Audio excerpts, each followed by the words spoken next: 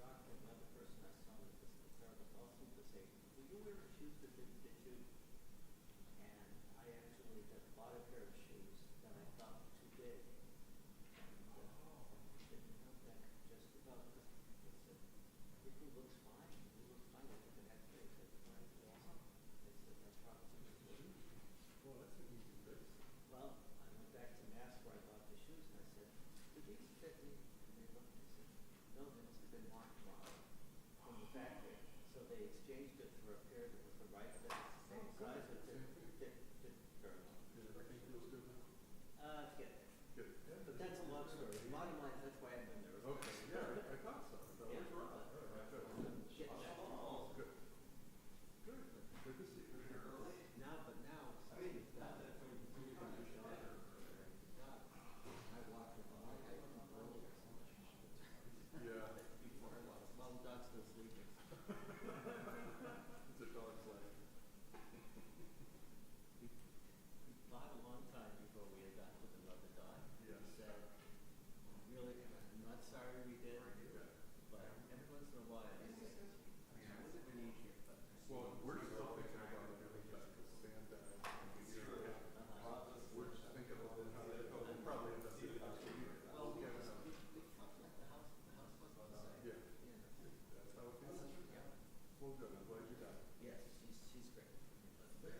She requires, from my perspective, a walk early in the morning so I can walk her before breakfast. Yeah. And still read her paper, although now I don't read the paper, so. Yeah, I don't mind. I don't mind. No, what's the point? Yeah. He's enjoying the summer vacation. There's a group, actually it's a good group. And there's a group that really wants to learn. There's a kind of group that, like, it's the first time ever taking a school. They're kind of because the people are enjoying and you know, so it's, I'm trying to, there's some patience for this one where I'm trying to show you what this is. I teach trying to be the better. Yeah, tell them school. No school is easy. It's not as this school was a couch. So that's part of the people who are haven't been in it before. After service, cashier.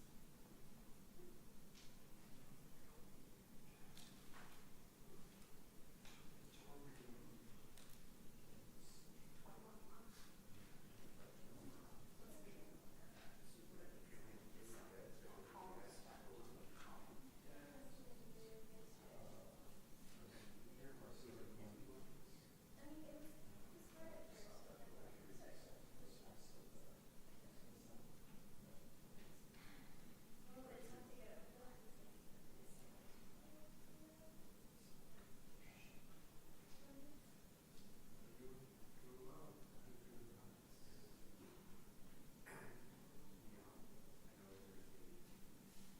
after service.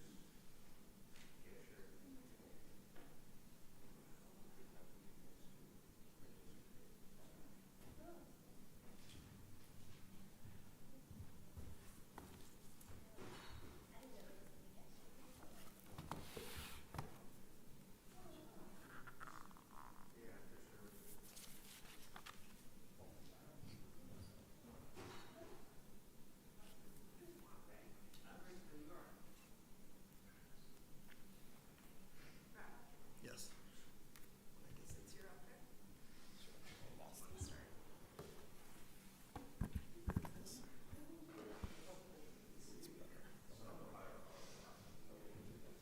Page 1 and 3. 103. Shabbat Shalom. Shabbat shalom. May a special blessing be upon all those who are here at the very moment of the opening of the service. We begin with Birkot HaShachar, page 103. Please rise. Baruch atah Adonai Eloheinu melech haolam asher natan l'sechvi v'hina l'avchin ben yom u'ben laila. Baruch atah Adonai Eloheinu melech haolam shasani b'tzalmo. Baruch atah Adonai Eloheinu melech haolam shasani ben chorim. Baruch atah Adonai Eloheinu melech haolam shasani Yisrael. Baruch atah Adonai Eloheinu melech haolam pokeach ivrim. Baruch atah Adonai Eloheinu melech haolam malbish arumim. Baruch atah Adonai Eloheinu melech haolam matir asurim. Baruch atah Adonai Eloheinu melech haolam zokef kfufim. Baruch atah Adonai Eloheinu melech haolam rakahadatz alamayim. Baruch atah Adonai Eloheinu melech haolam hamechin mitzadei gahaver.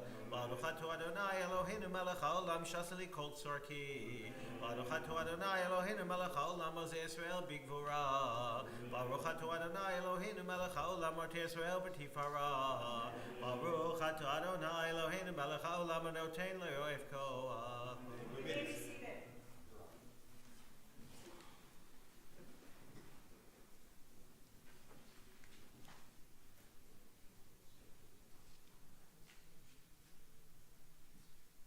Udnenu hayom b'chol yom lechen lechesel rachamim b'yenecha v'necha roenu v'tigmelenu chasadim tovim Baruch atah Adonai gomer chasadim tovim li'amo Yisrael le'olam yihei adam yirei shamayim seita b'galu v'yemen.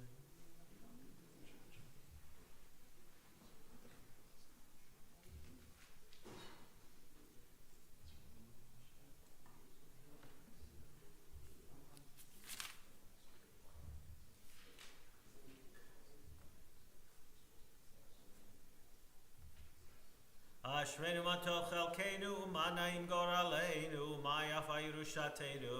Ashreinu kshanachnu mashkim marivim, erev avoker v'yomrim pamayim b'chol yom. Shema Yisrael, Adonai Eloheinu, Adonai echad.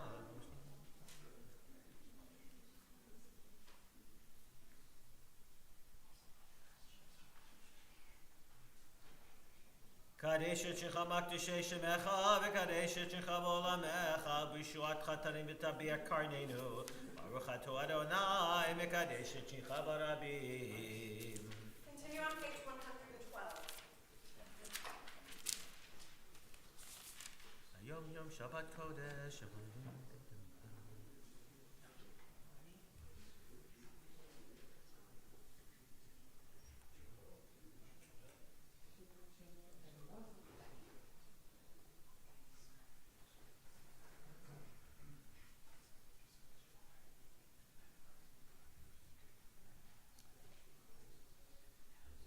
Od Nineveh b'seva d'sheni v'rananim yu l'hagit yeshar Adonai tzuri v'lo latavo. Page 120.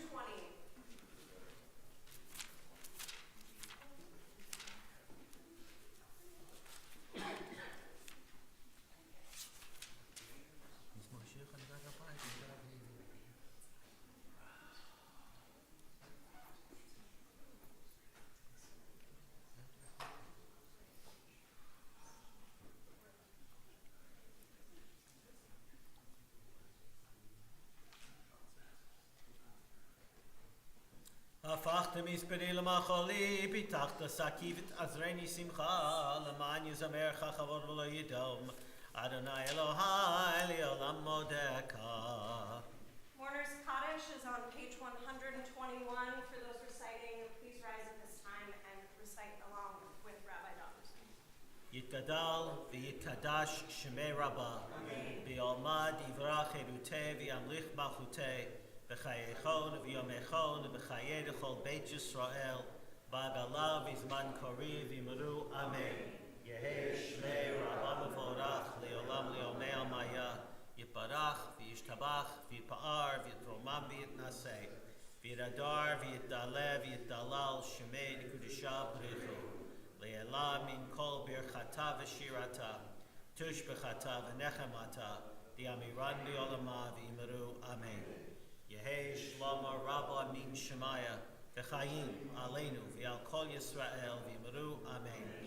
עושה שלום במרומיו, הוא יעשה שלום עלינו ועל כל ישראל ויאמרו אמן. And we all rise on page 122. ברוך שמר והיה העולם ברוך הוא, ברוך הוא עושה בראשית, ברוך הוא מביא עושה.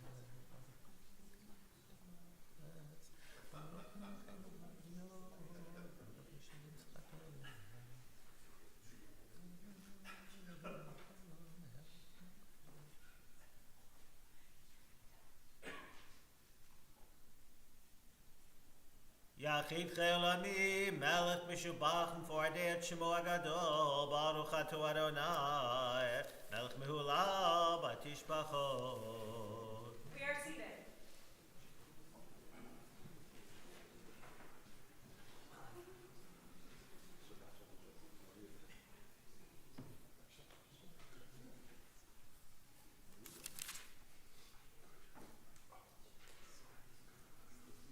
Ki gadol nemula meod v'nodahu al kol Elohim ki kol Elohei ha'amim elilim v'Adonai shamayim asa.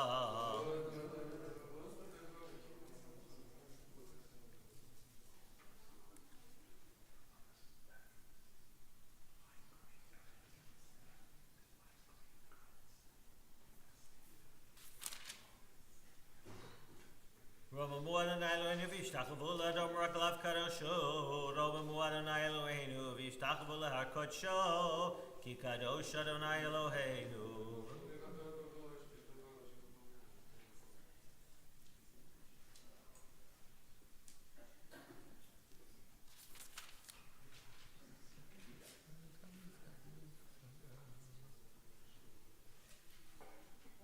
Adonai tzvara shvena moteach bach, Adonai Hoshia, HaMelech Yaneinu, V'yom Koreinu.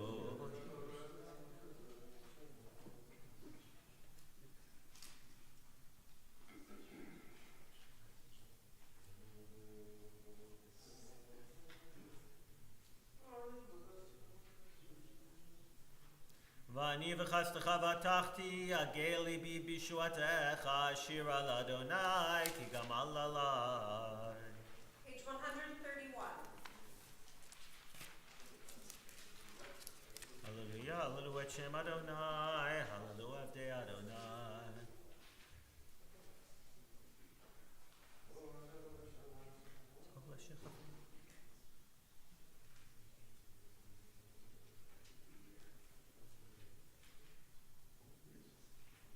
Adonai Shmoi Lama, Zichad Adonai.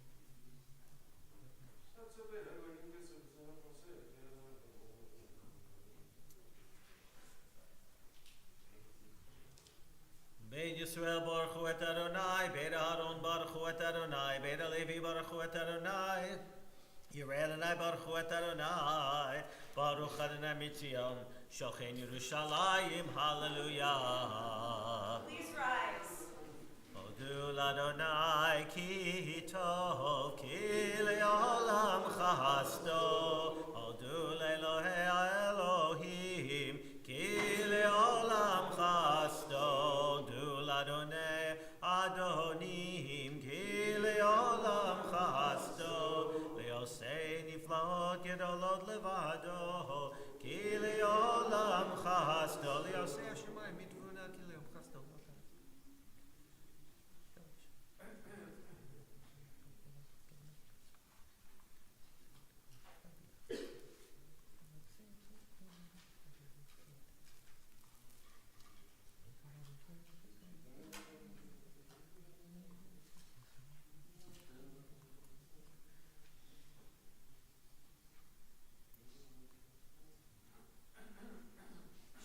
Shifleinu zachar lanu ki le'olam chasto vayifrekeinu mitzareinu ki le'olam chasto noten lechem lecho basar ki le'olam chasto dulel hashamayim ki le'olam chasto ranenu tzadikim badonai vayisharim na'avat tehillah. We are seated.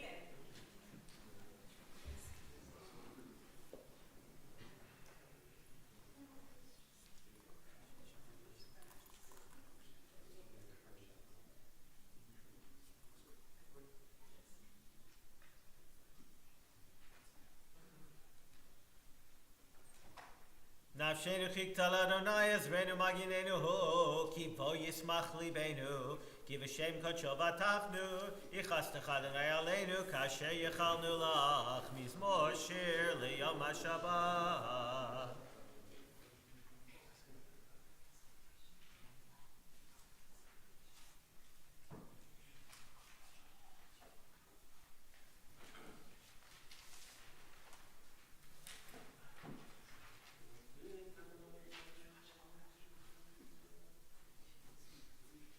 Tzadika Tamar Yifra, Keres Bavanon Yiskesh, Tulim Bebeit Adonai, Bechatzot Eloheinu Yafrichu, Od Yunuvum B'Seivad, Sheni V'Rananim Yu, Lagid Ki Yashar Adonai, Tzuri V'Lo Avlat Tavo.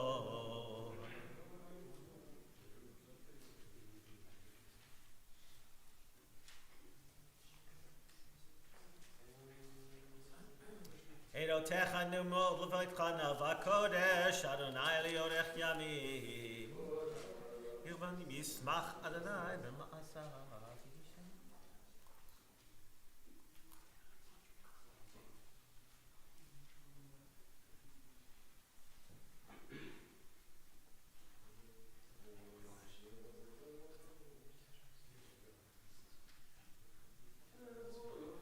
V'hurachum yichapem umlo yashchit v'yer bala shiva po v'yer kol chamato Adonai Hoshia HaMelech Yaneinu b'yom kareinu Ashrei shvevetecha od yalalu chasela.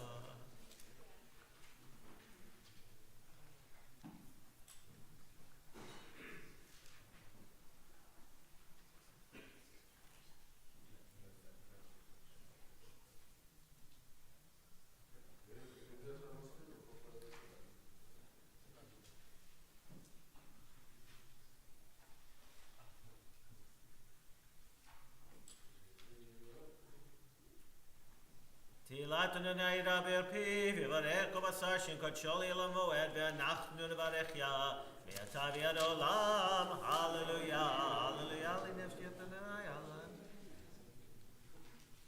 Tetzerechu yeshuv li'amato v'yom.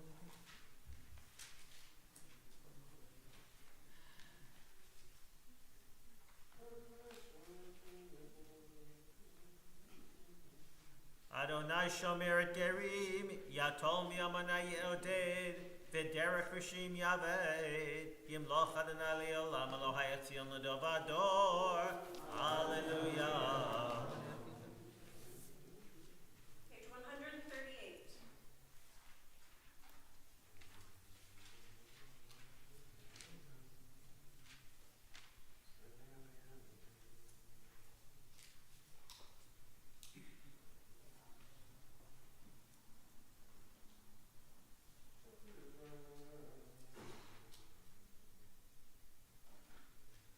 Magid Devarav Liakov, Chukav u'Mishpatav L'Yisrael, Lo asachen l'chol goyim mishpatim bad yedahom.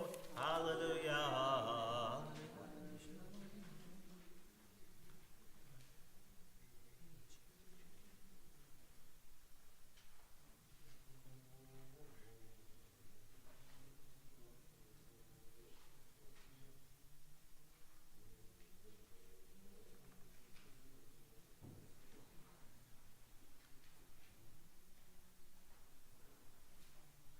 Vayaram keren liyamot, hila l'chol chasidav, livnei Yisrael am karovo. Hallelujah, hallelujah, shuneh shechadash, tilatol bikal chasidim, yismach Yisrael.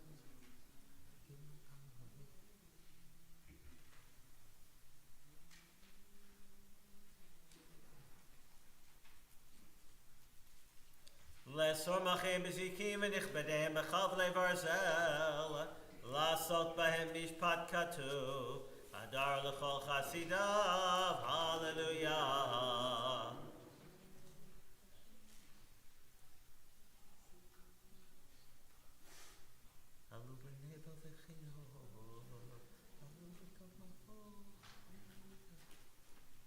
Hallelujah, hallelujah, v'tzil tzilei shema. Hallelujah, hallelujah, v'tzil tzilei truah. Kol haneshama tehallel. Hallelujah, hallelujah, kol haneshama tehallel. Hallelujah, hallelujah. Baruch Adonai Olam, Amen v'Amen. Baruch Adonai Mitzion, Shochem Yerushalayim. Hallelujah. Baruch Adonai Elohim, Eloi Yisrael, Seini Flod Levado, Baruch Shem Bar Oli Olam, V'Melech Avodo V'Kol Haaretz. Amen v'Amen. We rise on the top of page 142.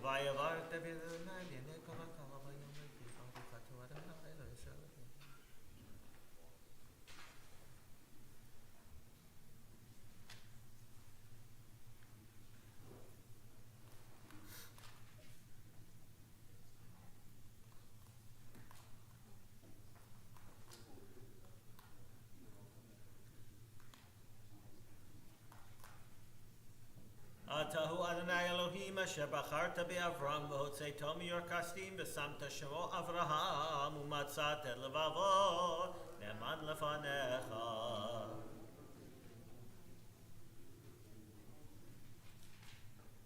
V'atiten tot b'oftim b'faro v'chala v'chala matzah והים בקעת לפניהם ויעברו בתוך הים ביבשה ויד רודפיהם ישלחת במשאלות כמו אבן במים עזים ויושע בים ההוא את ישראל מים מצרים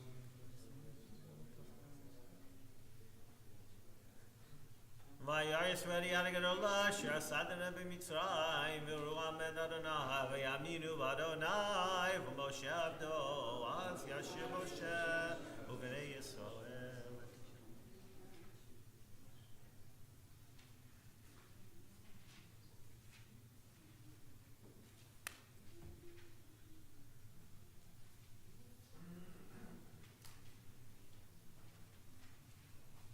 כמוך נדמה.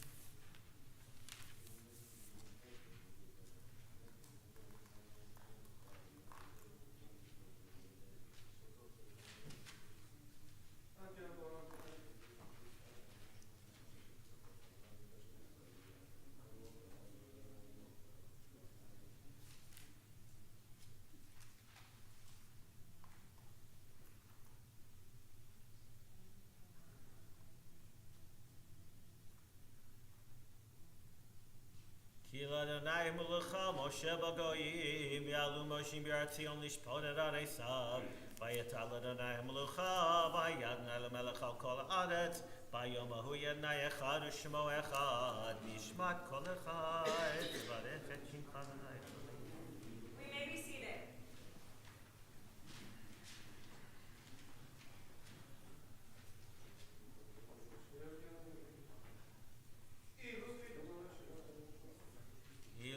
מלאשר קיים ולשננו מן הקמון גלה בשפתותינו שבח מרחבי רקיע ונמי בו בשמש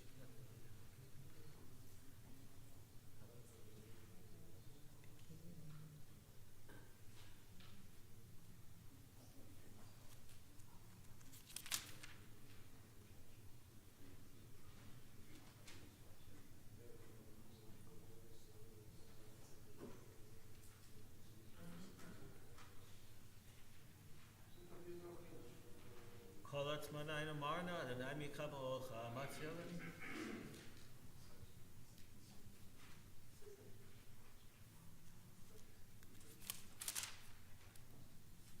האר בתעצומות עוזך גדול בכבוד שמך הגיבור לנצח ונורא בנורותיך המלך היושב על כיסא רם ונישא.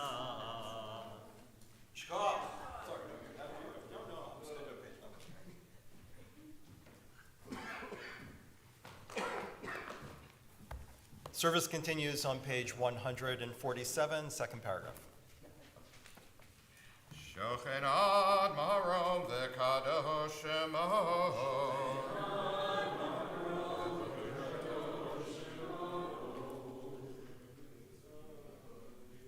Efi yesharim tit halal u'divrei tzadikim tit barach u'v'shon chasidim tit romam Uvekerev kedoshim tit kadash, umakalot revevot amachabed Yisrael. Shekain chovat kol hayitzurim lefanecha Adonai Eloheinu ve'Elokei Avotenu, lehodot lehalel, leshavech lefoer, leramim lehader, levarech lealeu lekales, al kol divrei shirat v'tishbechot, David ben Yishai Avdecha Mishichecha Yishtabat Shimcha Lo Ad Malkeinu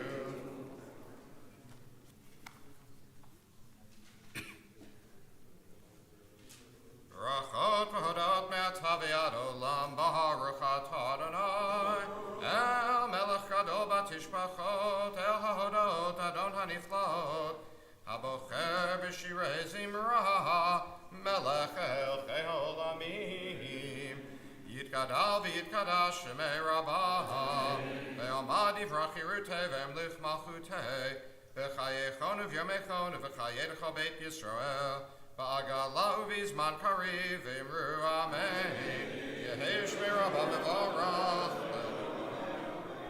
יתברך וישתבח ויתפאר ויתרומם ויתנשא ויתהדר ויתעלה ויתהלל שמי קדושה ברכו לעילם ינקוב ברכתה ושירתה תושבחתה ונחמתה דאמירן בעלמא ואמרו אמן ברכו את אדוני המבורך ברוך אדוני המבורך לעולם ועד ברוך אתה אדוני אלוהינו מלך העולם יוצר אור ובורא חושך עושה שלום ובורא את הכל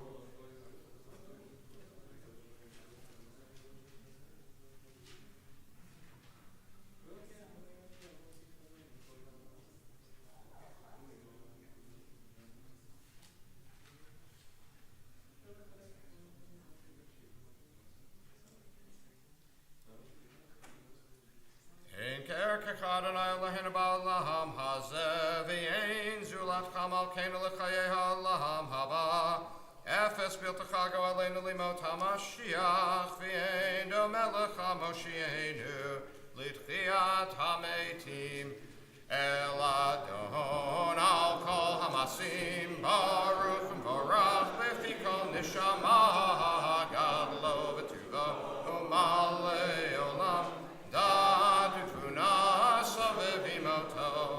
Hamid Kael Chayot HaKodesh V'nehedar b'chavod al hamerkava Zechutu mishor lifnei chisa Chesed rachim lifnei chevodo Tovi me'orot shebara Eloheinu Yitzaram b'dah B'vina ufaskel Koach v'kura Hanatan bahem Liot Moshvim Bekerev Tevel Meleim Zivum Fikin Noga Naed Ziva Bechol Haolam Semechim B'tzeta V'sasim Bevoa Osim Be'emar Etzon Kona Pier B'chavod Nodnim Lishma Tzahalla Verina Lezecher Malchuto Kara Shva Yizracho Rav Hikin Surat Albana Shevach Notnim Lo Kol Tzeva Maron Tiferet Ugedula Serafim Ve'ofanim Ve'chayot HaKodesh Lahel Asher Shabbat Mikol Masim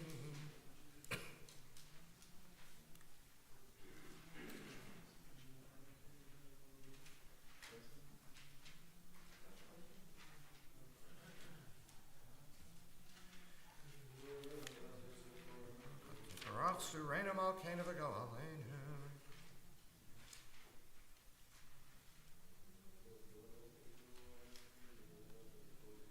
Kulam ha'uvim, kulam berurim, kulam giborim, v'chulam osim b'hem ha'uv yiraretzon konam, v'chulam potchim et pihem b'kedushav tahara, b'shira v'zimra, umvarchim umshabachim, umfarim umaritzim, Umakdishim umamlichim et Shem Ha'el HaMelech HaGadol V'chulam mekablim aleihem Ol malchut shamayim zeh mizeh V'notnim reshut zeh lazeh L'hakdish liot ram benachat ruach B'safa v'rura U'v'nima kedosha Kulam kechadonim v'yomrim be'yira Kadosh, Kadosh, Kadosh Adonai Tzvaot Melech haaretz kevodo V'ha'ofanim v'chayot ha'kodesh B'rash gadol mitnasim l'umat serafim Liumata mishabchim ve'omrim Baruch kavod Adonai bimkomo.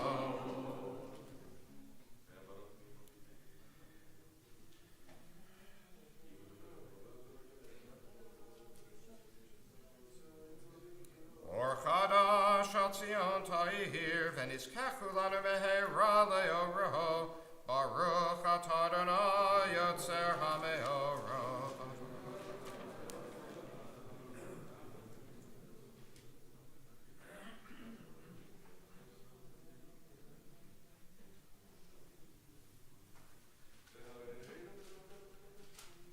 V'havienu l'shalom me'arba kanfot haaretz v'toholichenu komemiyut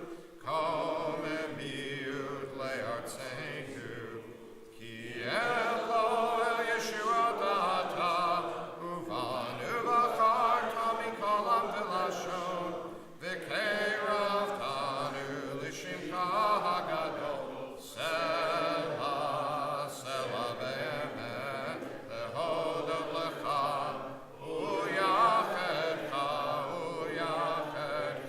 be'ahava, Baruch atah Adonai, habocher imo Yisrael be'ahava, Shema Yisrael, Adonai Eloheinu, Adonai Echad.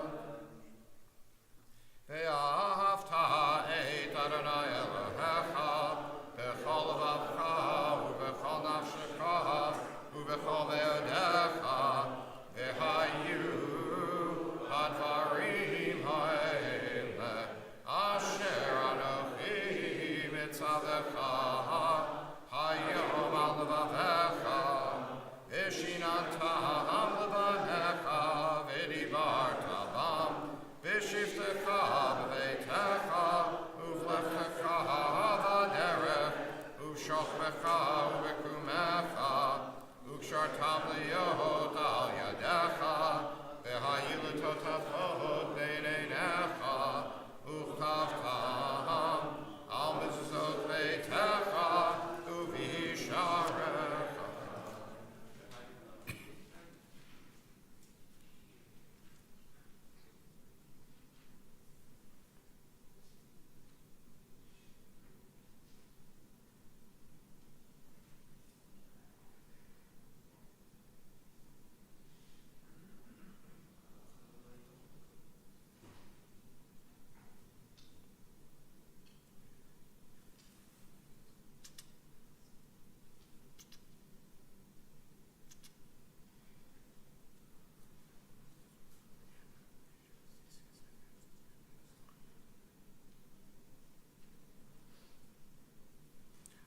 Adonai Elohechem, Amen.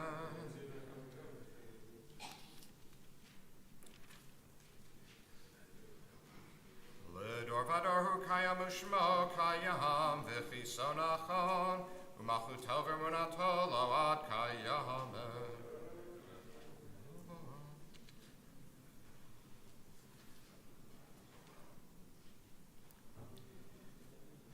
Emet shatahu Adonai Eloheinu v'Elohei avotenu, Malkeinu melech avotenu, go'aleinu go'el avotenu, yotrenu tzur Yeshuatenu, podenu matzilenu me'olam shemecha, ein Elohim zulatecha, ezrat avotenu atahu me'olam.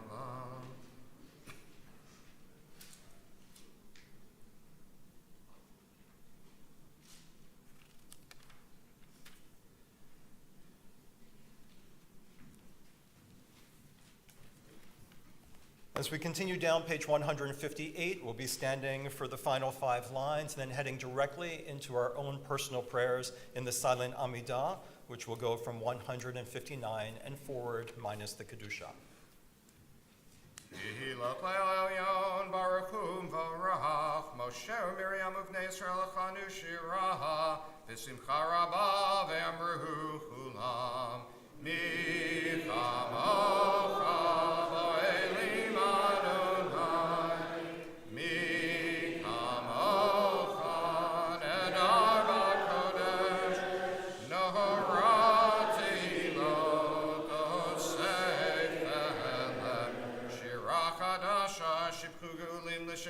safat hayam. Yachad kulam hodu v'himlichu v'yamru. Adonai imloch le'olam va'ed.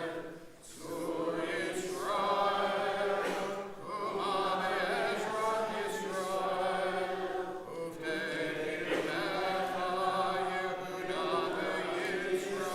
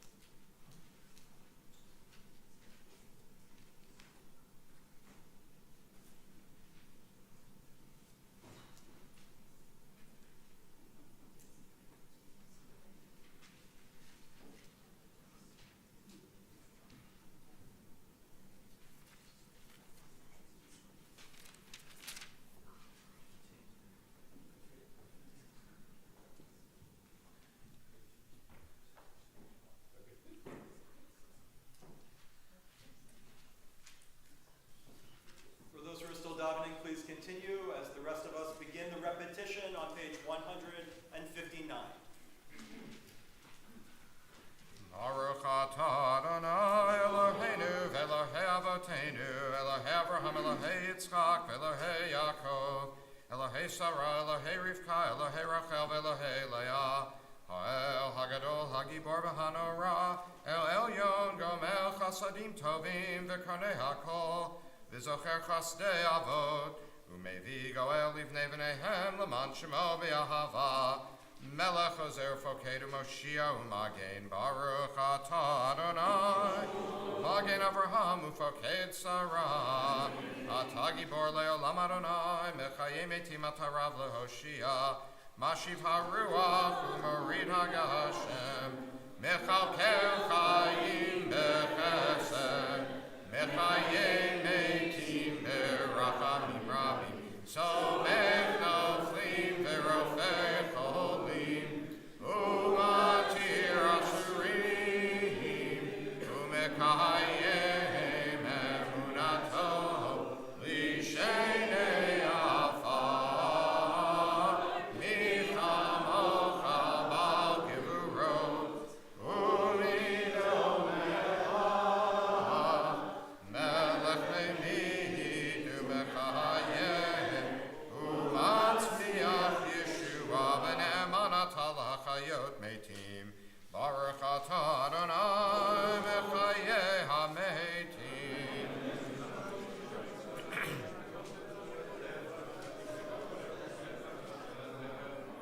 Kadesh et Shem Kabbalam, Keshem Shemakdishim Oto Bishmei Marom, Kakatu Vayad Nevi'echa V'kahara Zeh El Zeh Ve'amar.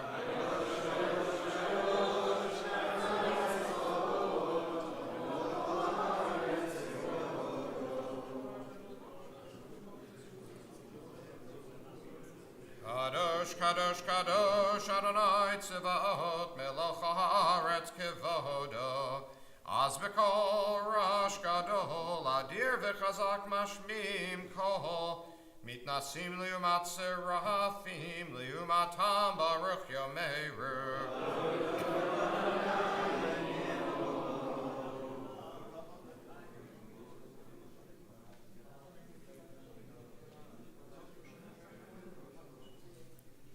Baruch kevod Adonai mimkomcha malkeinu tofia v'timloch aleinu ki mechakim anachnu lach matai timloch b'tzion b'karov b'yameinu Leolam vahed, leolam vahed, leolam vahed tishkon, titgadal v'titkadash, b'toch Yerushalayim ircha, ledor vador, ulnetzach netzachim,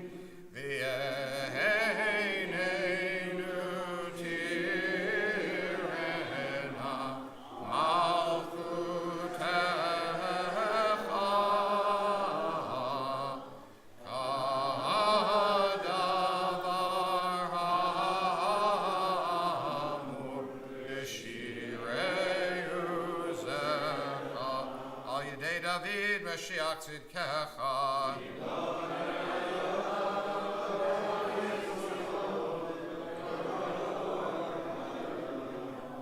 Yimloch Adonai le'olam Elohayich Sion ledor vador, hallelujah, ledor vador nagid God lecha, ulenetzach netzachim kiddushatcha nakdish, v'shivchacha Eloheinu mipinu lo yemush le'olam voed, Ki Melech Gadol v'Kadosh Ata Baruch Ata Adonai Ha'el HaKadosh. You may be seated. Repetition continues, 162. Yisbach Moshe b'matnat chelko, Ki Eved Neman karata lo, Khalil Tiferet v'Roshon Atata, B'yamdo lefanecha al har Sinai, U'shnei luchot avanim horid bi'ado, V'chatuv bahem shemirat Shabbat, V'chein chatuv b'toratecha, V'shamru b'nei Yisrael et haShabbat lasod et haShabbat l'dortam berit olam, Beini uvein b'nei Yisrael oti le'olam, Ki sheshet yamim asa Adonai et hashamayim v'et haaretz, Uvayom hashvi'i shavat vayinachash, V'lo netato Adonai Eloheinu l'goyei ha'aratzot, V'lo hinchato malkeinu le'avdei fesilim, V'gam b'mnuchato lo yiskenu arelim, Ki l'Yisrael mchanatata b'ahava, L'zera Yaakov asher bam b'charta, Amikad sheshvi kulam yisbu v'yitangu mituvecha, V'hashvi ratita bo v'kidashto, Chemdat yamim oto karata, zecher l'maseh v'reishit. Eloheinu v'lehavotenu, kodshenu b'mitzvotecha, v'ten chalkenu b'toratecha, sabenu mituvecha v'samchenu b'shuatecha, v'taher libenu le'ovdecha be'emet, v'hanchi leinu Adonai Eloheinu b'hava v'ratzon Shabbat kodshecha, v'yanuchu v'Yisrael mekadshei shemecha, Baruch atah Adonai mekadesh haShabbat.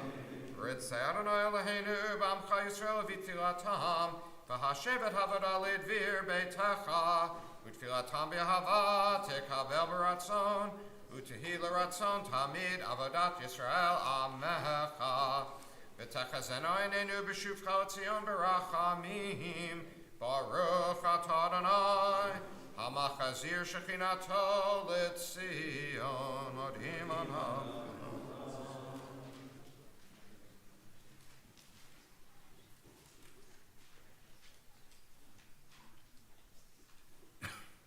Hatov kilo chalu rachamecha, v'hamrachem kilo tamu chasadecha, me'olam kivinu lach, v'yal kulam yitbarach v'yitramam shem kamokenu tamid le'olam va'ed, v'chol hachayim yodu chasela, v'halalu et shemcha be'emet heo Yeshuatenu v'ezratenu sela, Baruch atah Adonai, hatov shemecha l'chana elehodot. 165. Eloheinu v'lehavotenu, barcheinu b'bracha hamshu leshet b'torah, haktuva yedei Moshe avdecha, ha'amura mipi Aharon uvanav, kohanim am kedoshecha kamor, yivarecha Adonai v'yishmerecha, ya'er Adonai panav elecha v'yichunecha, yisad Adonai panav elecha v'yasem lecha shalom.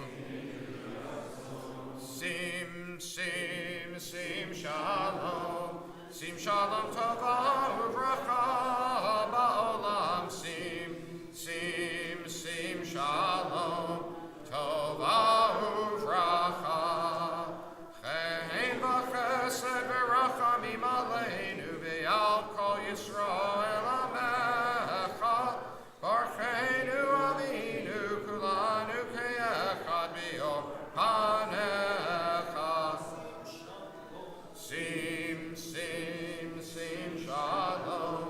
Sim shalom tova uvracha ba'olam. Sim shalom tova uvracha.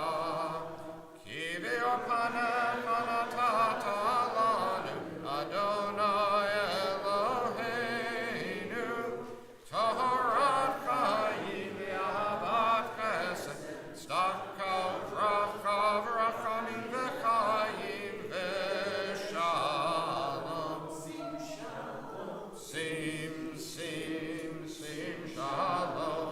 Sim shalom tova uvracha ba'olam. Sim shalom tova uvracha. V'tov b'einecha levarech et amecha Yisrael, v'chol eit uv'chol shah b'shlomecha. Baruch atah Adonai hamvorech et amo Yisrael b'shalom. 167. Yitgadal v'yitgadash shemei Rabbah, ve'alma divrach yirutei, ve'emlich machutei, v'chayechon v'yomechon, v'chayedecha beit Yisrael, v'agala uvizman kariv, ve'imru amen. Yehei shmei Rabbah mevorach, le'olam ve'ol ve'omaya, yitbarach v'yishtabach, v'yitpa'ar v'yitramam v'yitnaseh, v'yitadar v'yitalev v'yitalash midekudesha b'richu. Le'elamin kaver chata v'shirata tishbechata v'nechemata da'amiran be'ama v'imru amen. Tidkabal sloton v'uthon dechol Yisrael kodam avahon v'shamaya v'yimru amen. Yehei shlama rabba min shemaya v'chayim aleinu Ve'el kol Yisrael ve'imru amen. Oseh shalom bimromav, hu yaseh shalom. Aleinu ve'el kol Yisrael ve'imru amen. Mishkoach. Shabbat shalom. Shabbat shalom to those who are coming from near and to those who are coming from far. You can see that we're blending our congregation today with those who are regular worshipers, those who are friends of congregants and members and families long-standing within the congregation, those from the Carruthers family coming from England, those coming from New York and JTS of the Hebrei who are celebrating the Union. And so it's wonderful to come together as a people, as friends and compatriots, and to make Shabbat together on this day.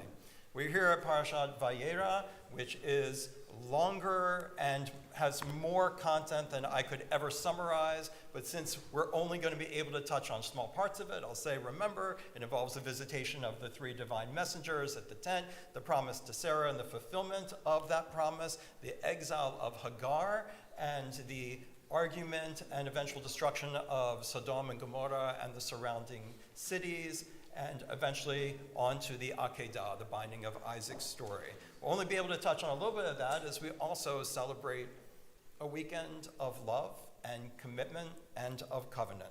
We begin with the Torah service at this time, page 168.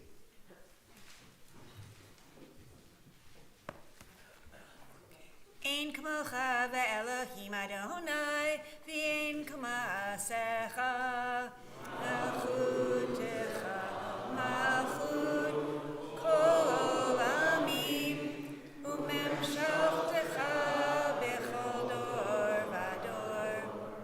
Adonai melech, Adonai malach, Adonai yimloch le'olam. Adonai oz le'amo yitain, Adonai yivorech et amo v'shalom. Av ha'rachamim heitiv avitzoncha et Zion. Tivnei chamot Yerushalayim, Tivnei chamot Yerushalayim. Ki lecha levad batachnu, melech Elam v'nisach.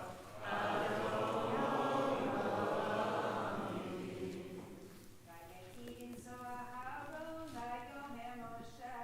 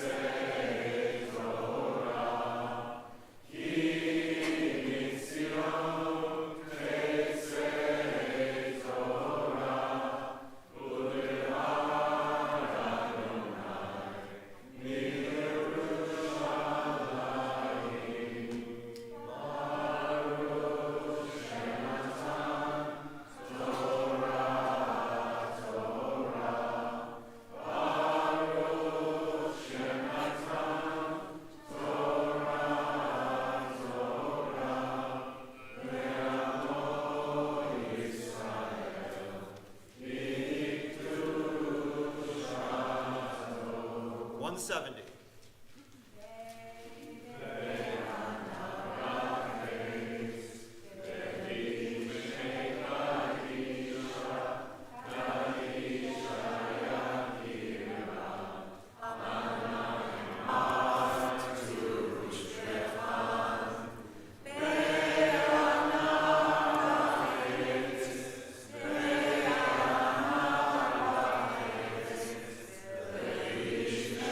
Adonai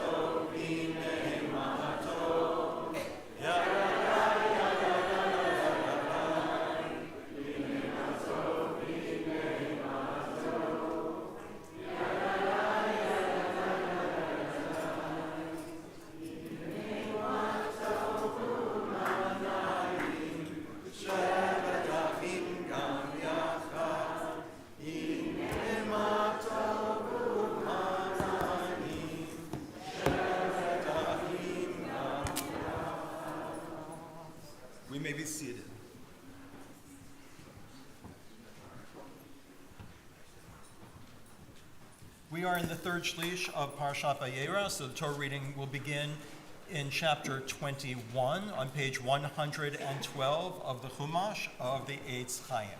We will be having the Aufruf on Aliyah number 7, and you'll see some familiar faces and some invited guests during the Torah reading, the Torah service today.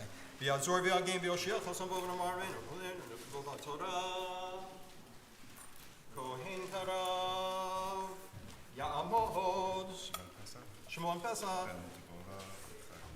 Ben Dvora V'chaim HaKohen Baruch Shatan Torah Mosrel B'Kedushato V'yatam HaBekim B'Adonai Elohechem Chayim V'lechem Hayom Baruch Adonai Barach Baruch Adonai Baruch Adonai Barach Le'olam Va'ed Baruch Atah Adonai Eloheinu melech ha'olam Asher bachar banu mikol ha'amim V'natan lanu et Torato Baruch Atah Adonai Noten HaTorah Amen. V'Adonai pakad et Sarah ka'asher amar Vayas Adonai l'Sarah ka'asher diber V'tahar V'telet Sarah la'Avraham ben Lizkunav la'moed Asher diber oto Elohim Vayikra Avraham Et Shem beno hanolad lo Asher yalda lo Sarah Yitzchak Vayamal Avraham et Yitzchak beno Ben shmonat yamim Ka'asher tziva oto Elohim Baruch Atah Adonai Eloheinu melech ha'olam Asher natan lanu Torah emet v'chayolam natah b'tochenu Baruch Atah Adonai Noten HaTorah Amen. Shakoha. You may notice that we have certain minhag hamakom and different customs of the place here. They're explained in the introduction to the service out in the vestibule if you want to grab one. But one of them you may have noticed already is that we don't close the scroll during the reading until unless we're stopping for a pause or at number 7, and that is explained in the guide. Ta'amod. Rachabat. Tzvi Halevi V'chana. L'Aliyat Halevi. Continues, chapter 21, verse 5, page 113. Baruch hu et Adonai havorach Baruch Adonai havorach le'olam va'ed Baruch atah Adonai Eloheinu melech ha'olam Asher bachar banu mikol ha'amim V'natan lanu et Torato Baruch atah Adonai Noten HaTorah Amen. V'Avraham b'ma'at shana b'chivaled lo et Yitzhak beno v'tomer Sarah tzechok asali Elohim kol hashomeach Yitzhak li v'tomer mi milel Avraham heini kavanim Sarah ki eladti vein lizkunav v'yigdal hayeled v'yigamal v'yas Avraham misheh gadol v'yom higamel et Yitzchak Vatera Sarah Eben Hagar Hamitzrit Asher Yalda Lavraham Mitzachech Vatomer Lavraham Garesh Ha'ama Hazod Ve'ebena Ki lo Yirash Ben Ha'ama Hazod Im Beni Im Yitzchak Vayera Hadavar Me'od Be'enei Avraham Al Odo Beno Vayomer Elohim El Avraham Al Yera Beinecha Al Hanar Ve'lamatecha Kol Asher Tomar Elecha Sarah Shema V'kola Ki V'yitzchak Yikar Elecha Zara V'gam et Ben Ha'ama L'goy Asimenu Ki Zaracha Hu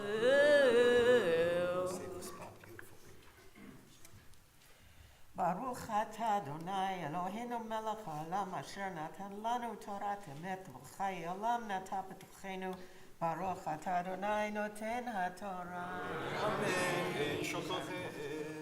Beautiful reads from Lila and Lisa, and Liat comes up and takes her place at the scroll at this time as I call up our third Aliyah. Yay! Ya'amdu Benjamin Ben Paltiel Paltiel La'aliyat HaShlishit Baruch Hu es Adonai Hambarach. Baruch Adonai Barach Le'olam Va'ed. Baruch Atah Adonai Eloheinu Melech Haolam Asher Bachar Banu Mikol Ha'amim V'nasan Lanu Es Toraso. Baruch Atah Adonai Nosein HaTorah. Amen. Vayashkem Avraham Baboker.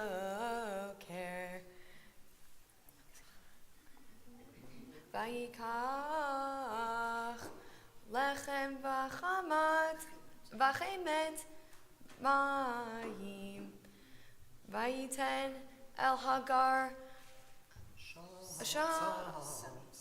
Sam Asher Al Shichma Vet Hayeled Vaishachea Vatelech Vateta Bamidbar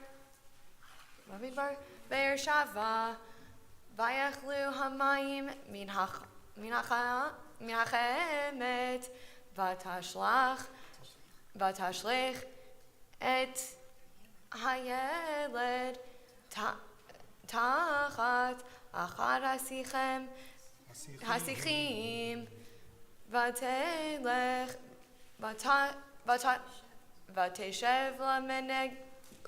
Vateshev La Mineged Harchek Kim Tachave Kashat Keshet Kiamera El Ere Bemut Hayeled Vateshev Mineged Vatisait Kola Vatevech Vayishma Elohim Et Kol HaNa'ar Vayikra Malach Elohim El Hagar Min Hashamayim Vayomer La Malach Hagar El Tir'i Kishama Elohim El Kol Hanar Ba'asher Husham Kumisei Et Hanar V'Hachaziki Et Yadech Bo Ki Legoye Gadol Ki Legoye Gadol Asimenu Yifakeach Vayifkach Elohim Et Eine Vatara Vatere Ber Mayim Vatelech Vatemale Et Chamat Mayim Vatesek Vatashk Et Hanar Vayehi Elohim Et Hanar Vayigdal Vayeshev Bamidbar Vayehi Rava Kashat Vayeshev Bamidbar Paran Vatikachlo Imo Isha Me'eretz Mitzrayim. Baruch atah Adonai Eloheinu melech haolam asher nasan lanu Torah emes v'chayei olam nota b'salchenu. Baruch atah Adonai nosein haTorah. Amen. Shakoah. As we turn to our fourth Aliyah, and Rabbi Adam comes forward for the reading. And it's my honor to call, right, it's my honor to call you up for the Aliyah. I'm just making sure. I want to make sure there's someone here to read. Ta'amod, Esther Chaya, B'Michael V'Sara, Aliyah Ha'Revi'it. We'll be continuing with page 116, verse 22. Baruch Hu Adonai Hamborach. Baruch Adonai Le'olam Va'ed. Baruch Adonai Hamborach Le'olam Va'ed. Baruch Atah Adonai Eloheinu Melech Haolam Asher Bachar Banu Mikol Ha'amim V'natan Lanu Et Torato. Baruch Atah Adonai Noten HaTorah.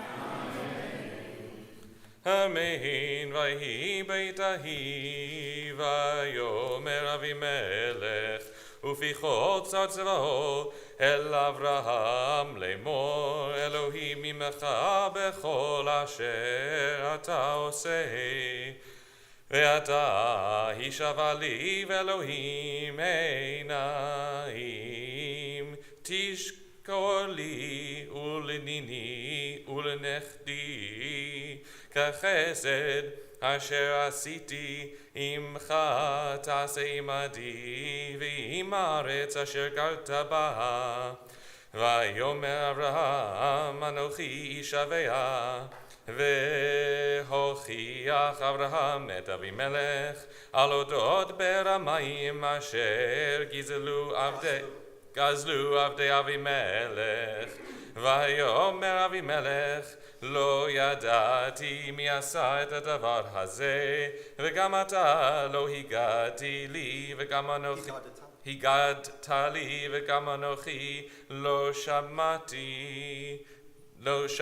שמעתי בלתי היום.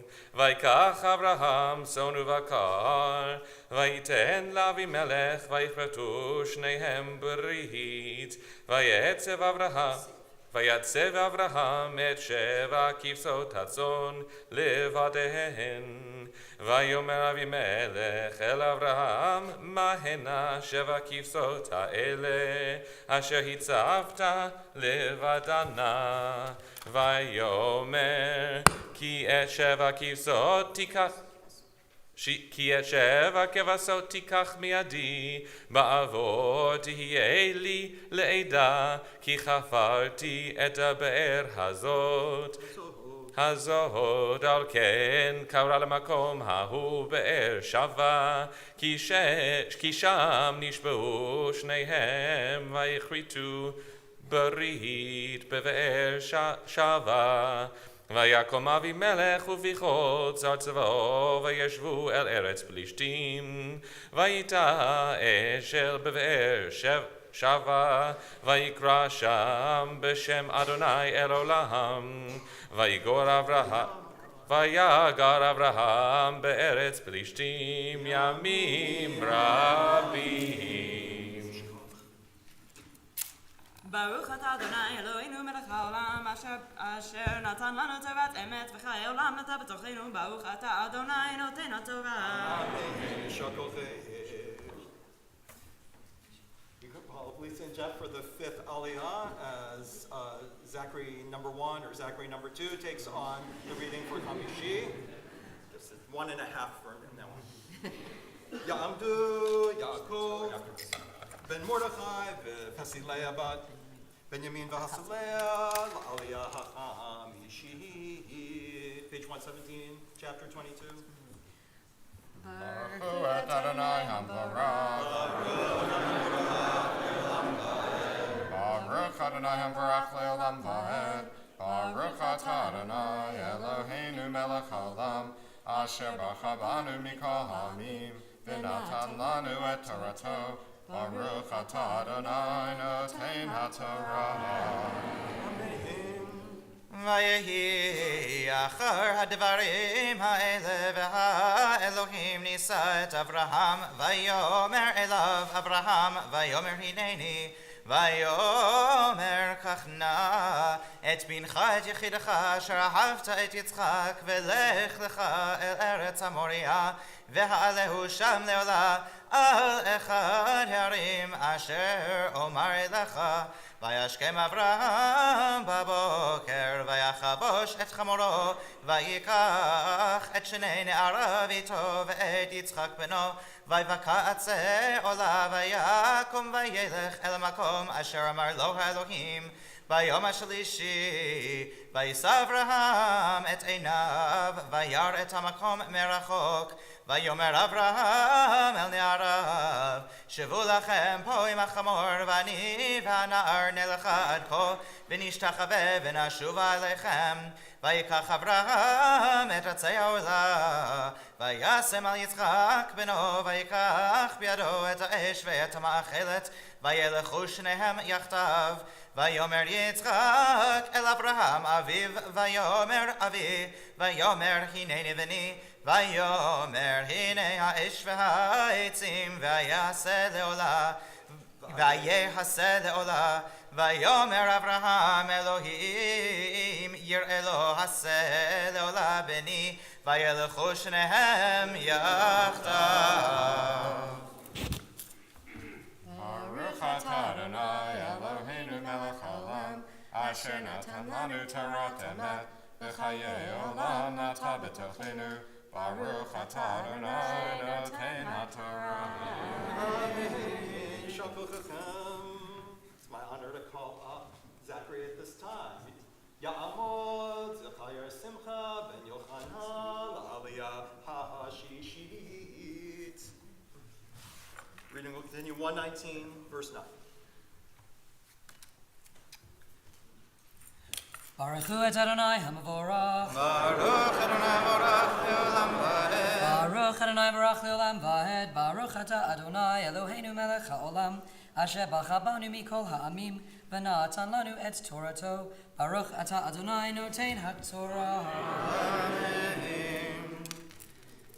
ויבואו אל המקום אשר אמר לו האלוהים ויבן שם אברהם את המזבח ויערוך את העצים ויעקוד את יצחק בנו וישם אותו על המזבח ממעל העצים וישלח אברהם את ידו ויקח את המאכלת לשחוט את בנו ויקרא אליו מלאך אדוני מן השמיים ויאמר אברהם אברהם ויאמר הנני ויאמר אל תשלח ידך אל הנער ואל תעש לו מאומה כי אתה ידעתי כי ירא אלוהים אתה ולא חסכת את בנך את יחידך ממני וישא אברהם את עיניו וירא והנה איל אחר נאחז בסבך בקרניו וילך אברהם ויקח את האיל ויעלהו לעולה תחת בנו ויקרא אברהם שם המקום ההוא אדוני יראה אשר יאמר היום בהר אדוני יראה ויקרא מלאך אדוני על אברהם שנית מן השמיים ויאמר בנשבעתי נאום אדוני כי יען אשר עשית את הדבר הזה ולא חסכת את בנך את יחידך כי ברך אברכך והרבה הרבה צרך ככוכבי השמיים וככל אשר על שפת הים וירש זרעך את שאר אויביו ויתברכו וזרעך כל גויי הארץ עקב אשר שמעת בקולי וישוב אברהם אל נעריו ויקומו וילכו יחדיו אל באר שבע וישב אברהם בבאר שבע. Baruch atah Adonai Eloheinu melech haolam asher natan lanu Torat emet v'chayei olam nata b'tochenu. Baruch atah Adonai noten haTorah.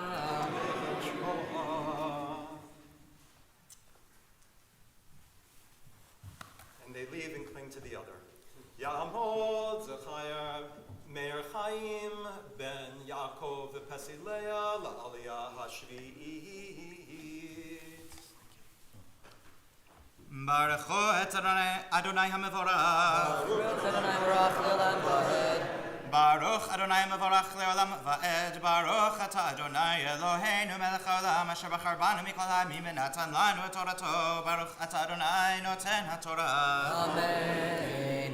Vayehi acharei hadvarim ha'ela vayugad la'Avraham le'mo hine yalada milka gam hi banim lenacho achicha et Euchicha et uz bechoro v'et uz achiv v'et kumu ehel avi aram v'et kesed v'et chazohu v'et pildahash v'et yad lahaf v'yid lahaf v'ed betuel uvetuel yalad et rivkaha shemona ehela yaladaha milkaha l'nacho achi Avraham ufilagasho v'shamaha ru'umaha v'teled gam hi et tevach v'et gacham v'et tachash v'et ma'acham.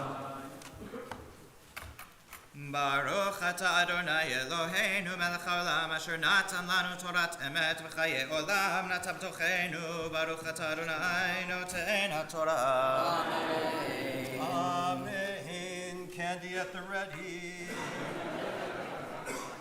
Mishaberach Avotenu Avraham Yitzchak v'Yaakov V'imotenu Sarah Rivka Rachel v'Leah Hu yivarech et hazug Zacharies Simcha ben Yochana v'Zacharia Meir Chaim ben Yaakov v'Pesileah Haniknasim b'karol b'ivrit ahuvim chupa v'kiddushin v'she'alu hayom lichlod hamakom v'lichlod haTorah v'lichlod haShabbat Yehi ratzon milfanecha she'akimu bayit ne'eman b'Yisrael mishkan ahava ve'emunah mu'ar v'kedusha chazekna ahavatam v'tabahem lev shomea v'lashon mevatet emet v'noam uvechein hayei imam be'itim hakashot v'tein bahem ometz lifnot Azulat b'chol eit uzaman ve'ometz lifnot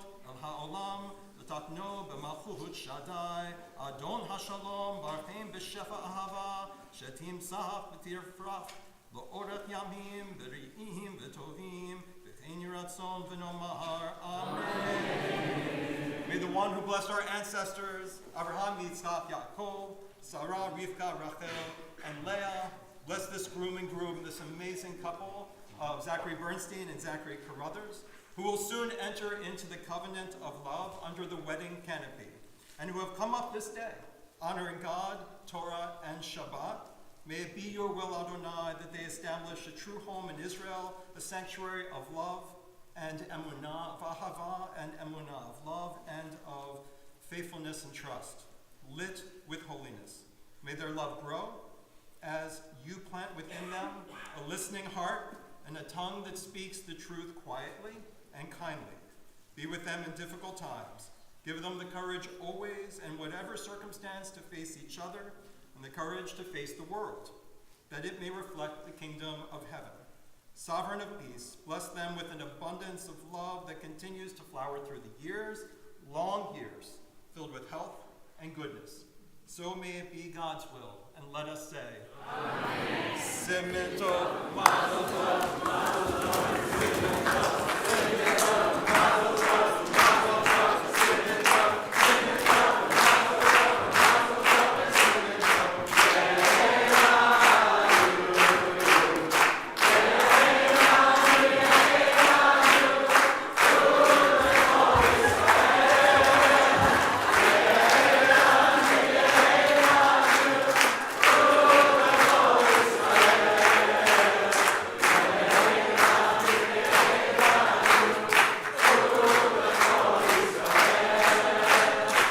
mazel tov, simen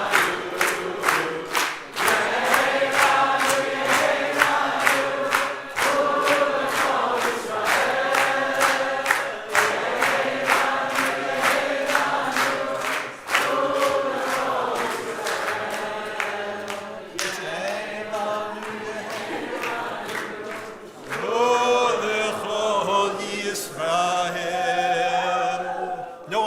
no one can deny the Chabad Chatima. Like, Uluchol Yisrael. That means stop. So, there are many words of honor that are going to come up in this this weekend, already have, and will continue.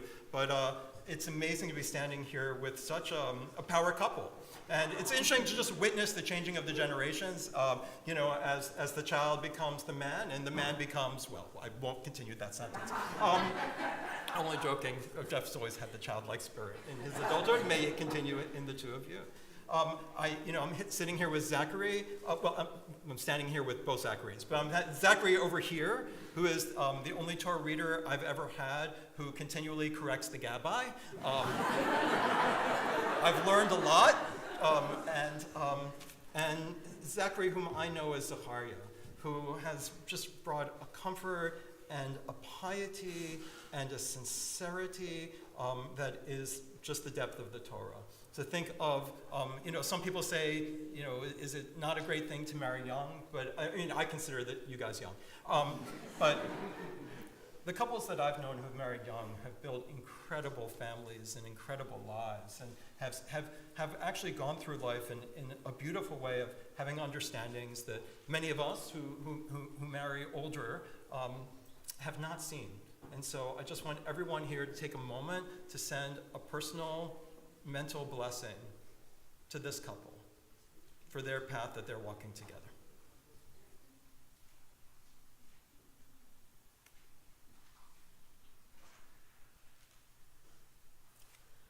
And let us say, Amen. We continue the service with, it's always interesting, I feel like we're about to break the glass at the wedding, and it's a little bit like that to do the Mishaberach for those who are sick, to remember that even our time of greatest joy, remember those who are not experiencing the greatest joy. And may those who have the joy and the health and the love, may that spread and lift up and bind together the fragments of this world and to the people who need it. So let's pray for those who have brokenness of body or brokenness of spirit and need help at this time. Misha berach avoteinu Avraham Yitzchak v'Yaakov Sarah Rivka Rachel v'Leah hu yivarech u'yirapeh et hacholim Mayim Shira Bachaya Elishava Yehuda Aron ben Leah Sifit Tzipora Naimechaya bat Shlomit Azriel mi Beit Shlomit Leah Hadassah bat Shlomit bat Sharon Yefifia bat Yosef Yehudi Meir ben Hillel v'Bluma Yerushalma ben Avram Yitzchak v'Rochel Brodel ben Rachel Shimonella ben Piska v'Sam Penina bat Yudah Livasar Hadassah Salmon ben Gedali v'Malka Shlomit Michal bat Aviv v'Rachel Yezkel ben Leah Ruth Beresh Shoshana Suzanne Cohen Avraham ben Sher v'Chana Yisrael Hirsch ben Avraham Levi v'Shengel Sprinza Mikal ben Levachan, Avraham Yitzchak ben Gedalia Malka, Sama ben Mutal Zelig, Ahuva bar Chai Kahana, Sarachel ben Yona v'Fega, Yochanan Hillel ben Avram v'Sara, Hanina ben Hendel, David Zolman ben Reuven Yosef, Gregory Fox, Mary Hahn, Tzipora bet Zvihi, Lori Lichter, the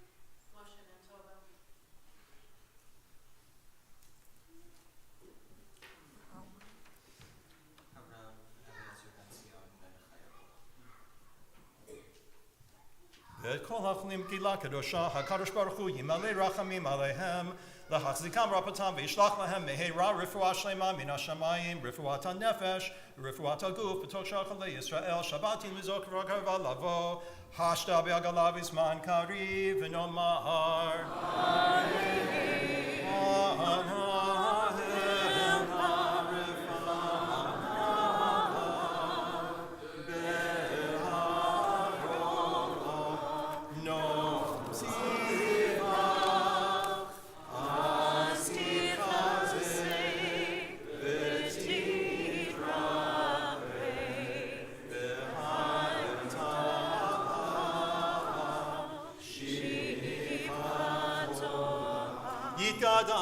Kadash meraba, Adibraku teviam lich malchute.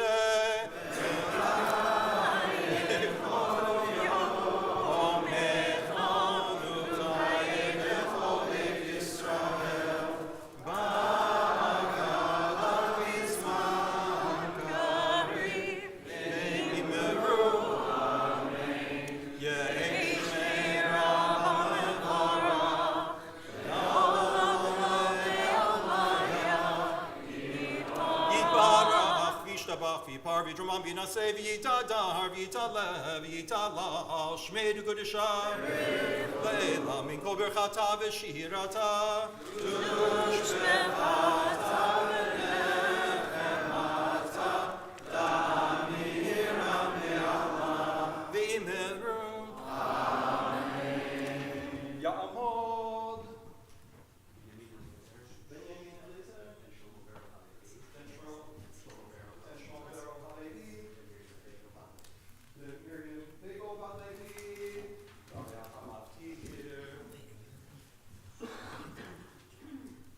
We'll be continuing by repeating the end of Shvi'i, verse 20 on 121.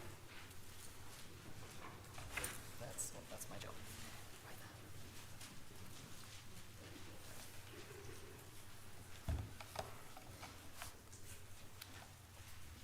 Baruch Adonai Barach. Baruch Adonai Barach Le'olam Va'ed. Baruch Adonai Barach Le'olam Va'ed. Baruch Adonai Eloheinu melech haolam asher bachar banu mikol ha'amim v'natan lanu et torato. Baruch Adonai noten haTorah. Amen.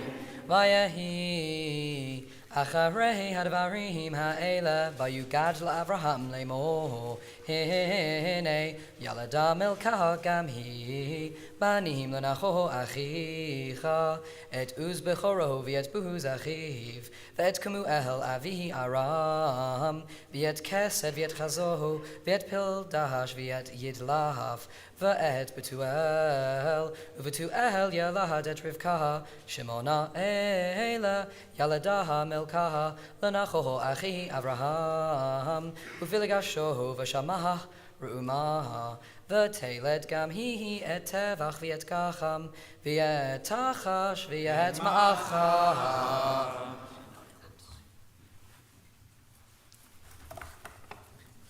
Baruch Adonai Eloheinu melech haolam asher natan lanu Torat emet v'chayei olam nata b'tocheinu. Baruch Adonai noten haTorah. Amen. Ya'adu l'hagbaha v'li'pliha. Please rise.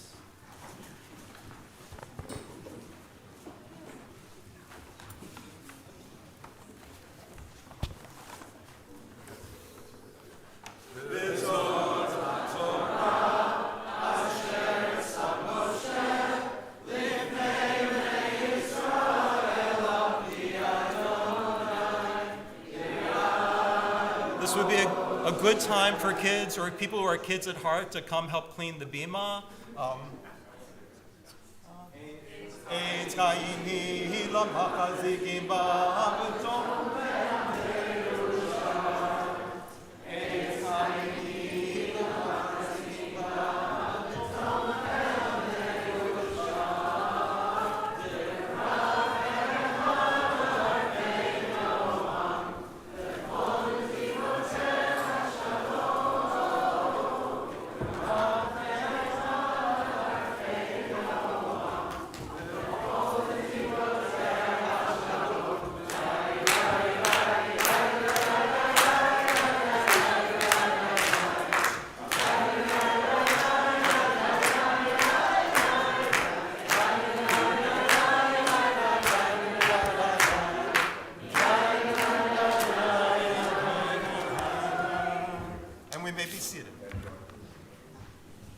As the candy finds its proper place, so may we.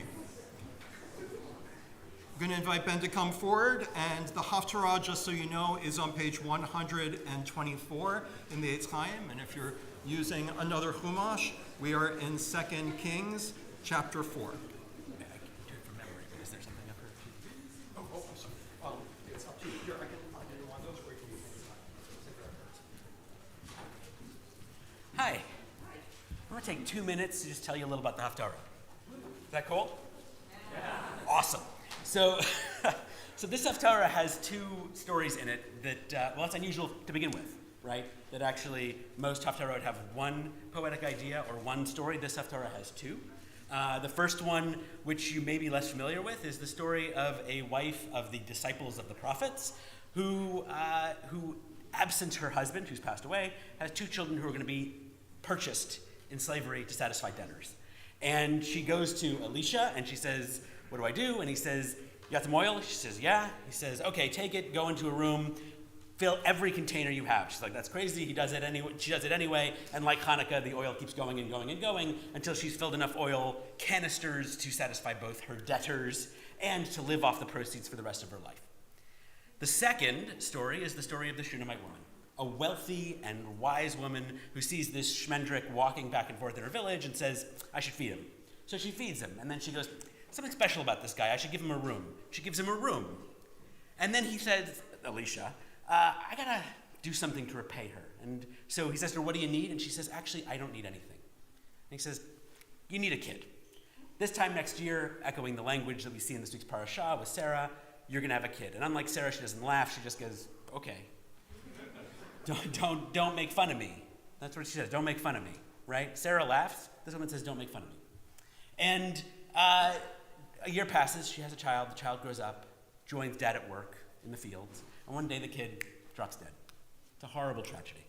But she doesn't give up. She sends for Elisha and says, come right now and fix this problem you made. And he goes into the room where the child is lying on a bed, and he too closes the door and gets on the child, eye to eye, mouth to mouth, and pours his life force into the child.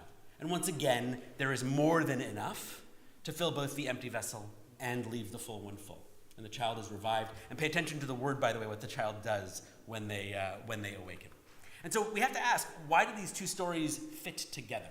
Right? That's the core question. Why do they fit together? And I'm going to offer one possible solution, which is that in the first story, the woman has one blessing. She has a blessing of a family, and she's in danger of losing it.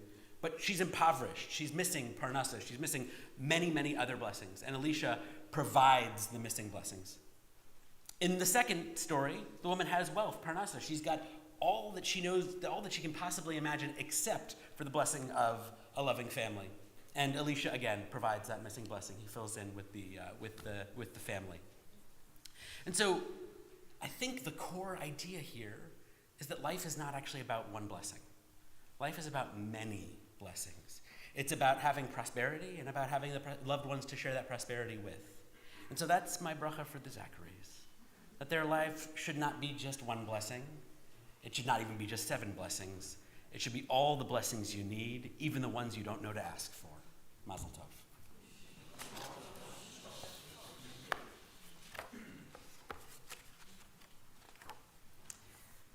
Baruch atah Adonai Eloheinu melech haolam asher bachar b'nim tovim v'ratzav v'divreihem hane'emarim be'emet.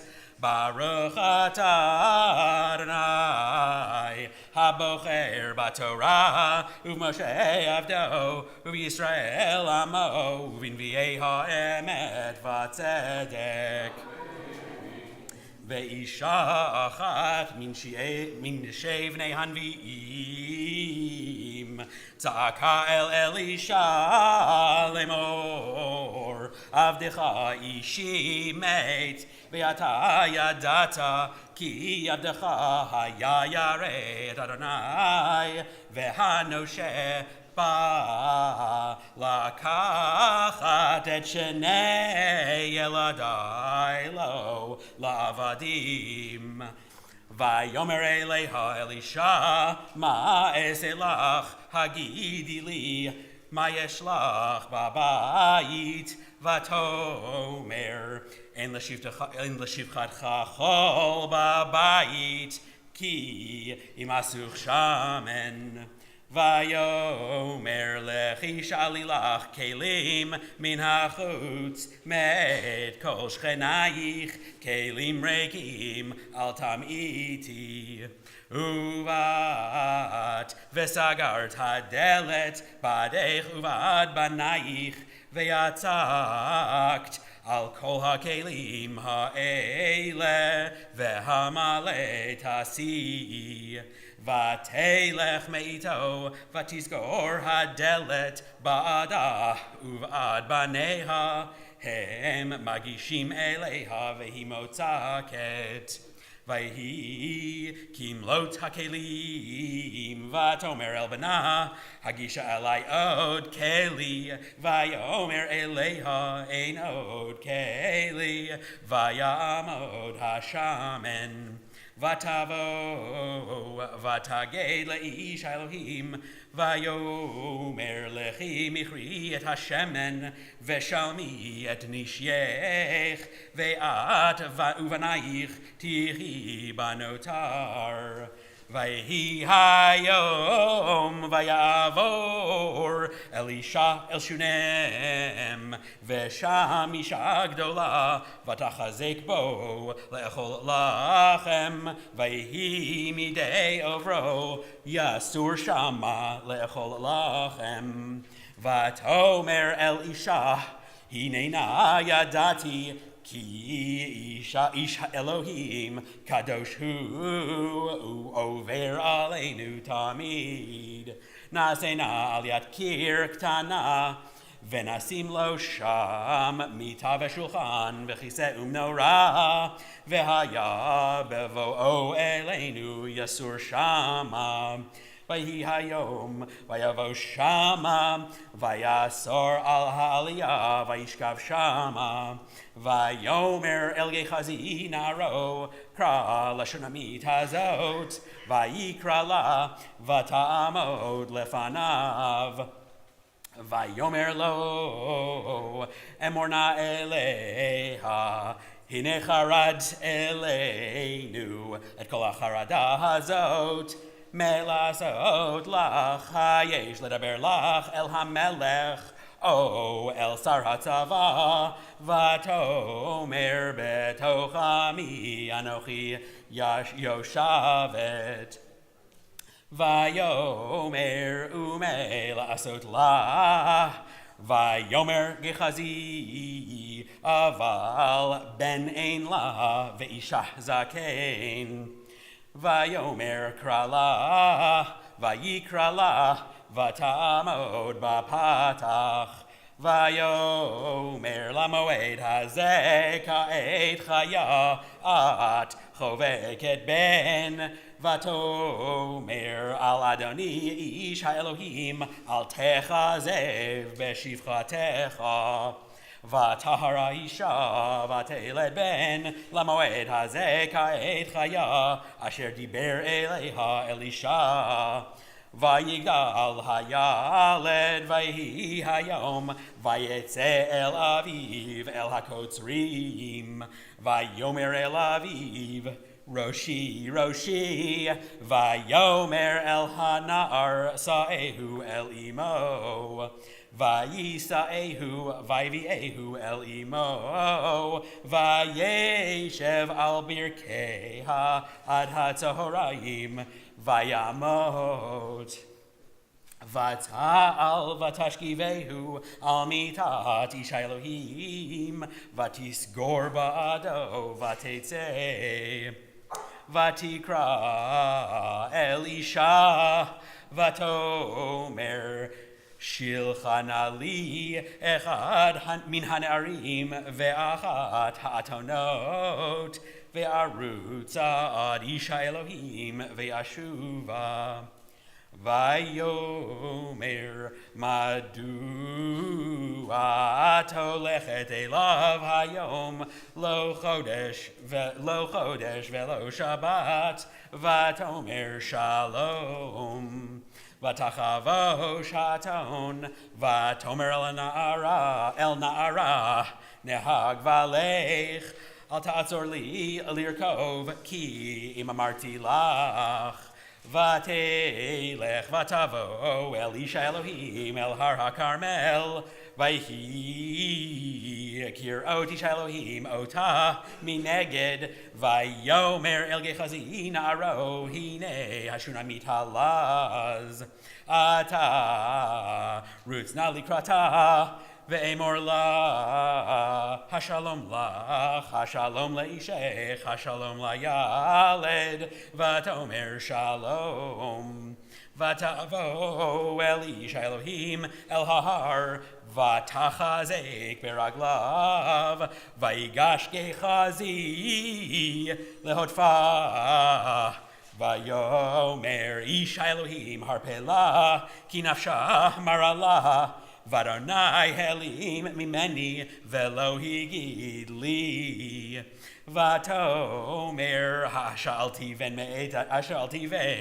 Me'et Adoni Halo Amarti Lo Tashleoti Vayomer Gechazi Chagor Motnecha Vekach Mishanti Veyadcha Valech Ki Timta Ish Lo Tevarachenu V'chivarchacha ish lo ta'anenu v'samta mishanti al pnei hanar v'tomer em hanar chay Adonai v'chei nafshecha im ezveka v'yakom v'yelech achareha v'gechazi avar lifnehem vayasem et hamishenet al pnei hanar ve'ein kol ve'ein kashev vayashov likrato vayaged lo lemor lo hekit hanar vayavo Elisha habaita ve'nei hanar met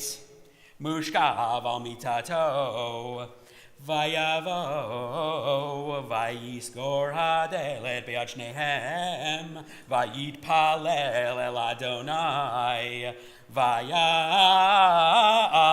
vayishtav al hayeled, vayasem piv al piv, ve'einav al einav, ve'chapav al kapav, Vayighar alav, vayachom b'sar hayaled, vayashov, vayelech babayit, achat henna, vayal, vayighar alav, vayzorer hanar, ad she'eva pe'amim, vayifkach hanar et einav. Vayikra el Gechazi, Vayomer, Kra el Ashunamit hazot, Vayikra eha vatavo elav, Vayomer seivenech, Vatavo vatipol al raglav, Vatishtachu arza, Vatisad benah vateitze. Baruch atah Adonai Eloheinu melech haolam tzur kol alamim tzadik b'chol hadarot ha'el ha'neman ha'omer v'yoseh hamdaber u'mkayem shekol devarav emet v'tzedek ne'eman atahu Adonai Eloheinu v'ne'emanim devarecha v'davar echad midvarecha achor lo yashuv rikam ki el melech ne'eman v'rachaman atah Baruch atah Adonai ha'el ha'neman b'chol devarav Rachem al Tzion ki veit chayenu v'lalu vat nefesh toshia b'meira v'yamenu Baruch atah Adonai mesameach Tzion b'vaneha Samchenu Adonai Eloheinu b'eliyahu hanavi avdecha u'b'malchut beit David Mashiachecha b'mheira yavo v'yagel libenu al kiseh lo yeshev zar ve'lo yinchalu od acherim et kvodo ki b'shem kodshecha nishbata lo shelo yichbenero le'olam va'ed Baruch atah Adonai Magen David Al HaTorah ve'al Avodah ve'al Nevi'im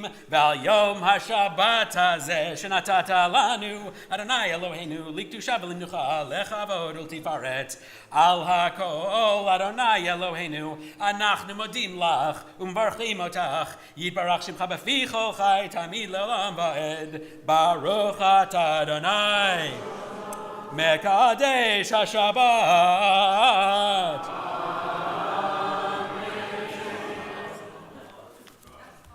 I'm going to ask you to turn with me to page 176 for the prayer for the congregation. I want to think for a moment, it's for many folks here today, they remember when Zachary Bernstein was just a child, and they remember when Sally was just a child. And for them, it's not so long ago. I've only known them really as adults. Even Sally was already a young adult when I met him. And I think of all the years, when Jeff is president and Lisa is such a leader, an educator in our community, when they were reading this prayer, what they were thinking and whether we be it this day. So let's read it together in English. Top of 176. May heaven bestow deliverance on this holy congregation, the adults and their children. May kindness, love, and compassion, a long life, abundant provision, and sustenance from heaven, bodily health, and spiritual enlightenment be their lot. May their children thrive, never ceasing to speak words of Torah, nor ever neglecting them. May the sovereign of the universe bless you, accord you a full life, add to your days, and grant you a long life. May you be freed of all distress and difficult circumstance, now and always. May the Master in heaven sustain you at all times and seasons. And let us say, Amen. Let's sing the bottom of the page. V'yishlach b'racha v'ha'atzlacha b'chol maseh yedehem im kol Yisrael achem v'nomar amen. We continue with the prayers in English and some in Hebrew on 177 and 178. We begin with the prayer for our country.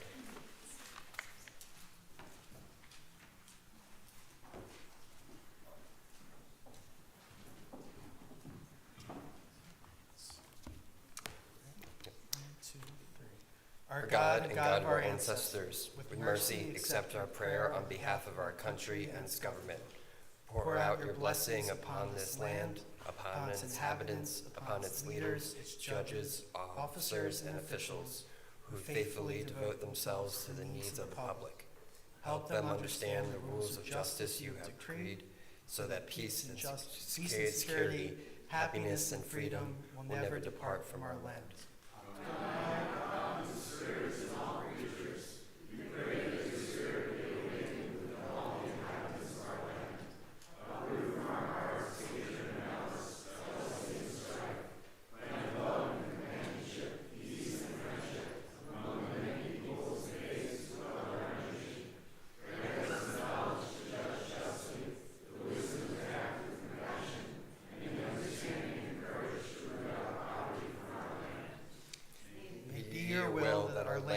Blessing to all who dwell on earth, and may you cause all peoples to dwell in friendship and freedom.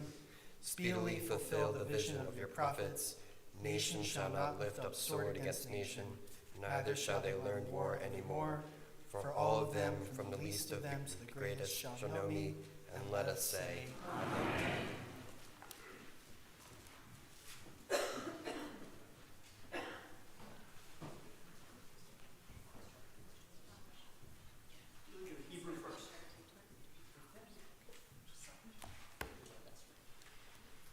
תפילה לשלום מדינת ישראל. אבינו שבשמיים, צור ישראל וגואלו, ברך את מדינת ישראל שתהא ראשית צמיחת גאולתנו. הגן עליה בעברת חסדך, ופרוס עליה סוכת שלומך. ושלח אורך ועמיתך לראשיה, שריה ויועציה, ותקנם בעצה טובה מלפניך.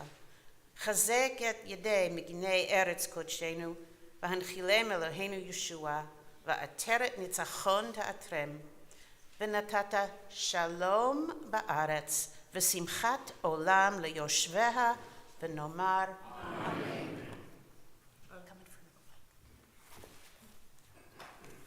Avinu Shebashamayim, stronghold and redeemer of the people of Israel. Bless the state of Israel, the beginning of our redemption. Shield it with your love, spread over it the shelter of your peace. Guide its leaders and advisors with your light and your truth. Help them with your good counsel. Strengthen the hands of those who defend our holy land. Deliver them, crown their efforts with triumph. Bless the land with peace and its inhabitants with lasting joy. And let us say, Amen. And as Deb joins me on the beam, I'm going to add an additional prayer before the prayer for peace, but I ask you you can come close. God, our strength and our protection, we pray for the state of Israel in this time of war and very deep grief. Our hearts are breaking. We pray for the lives of civilians and soldiers and for the hostages captured by Hamas. We ask Adonai to watch over them and shelter them and to bring the remaining ones home. We pray for the souls of the innocent victims who were brutally murdered, and we ask Adonai you to send comfort and strength to the grieving. Send healing to the injured in body and in spirit, and strengthen wisdom to those who are helping to put those families back together. We pray for our family in Israel at this time of tragedy and crisis. Adonai, spread your Sukkot Shalom over the land and over all of our siblings who live there. Shine your light on Israel's leaders that they may act from your true intentions and not from their own personal intentions. Protect those who defend Israel. Let them be safe and victorious over those who attacked our people. May they root out terrorists while preserving the lives of innocent civilians in Gaza and Lebanon. Please create a lasting path toward lasting and true peace. Let the cessation of hostilities rain down from the heavens like a mighty storm, washing away the bloodshed. And we ask you to gather the souls of the innocent victims into your eternal shelter. May they find peace in your presence, and may they light our way forward.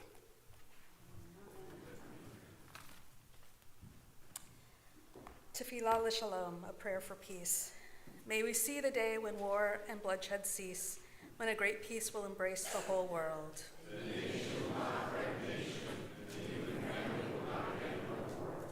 For all who live on earth shall realize we have not come into being to hate or to destroy. We have come into being to praise, to labor, and to love.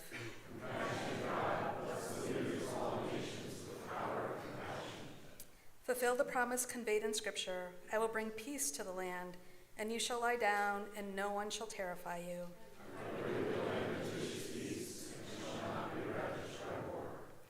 Let justice and righteousness flow like a mighty stream. Let God's peace fill the earth as the waters fill the sea. And let us say, Amen.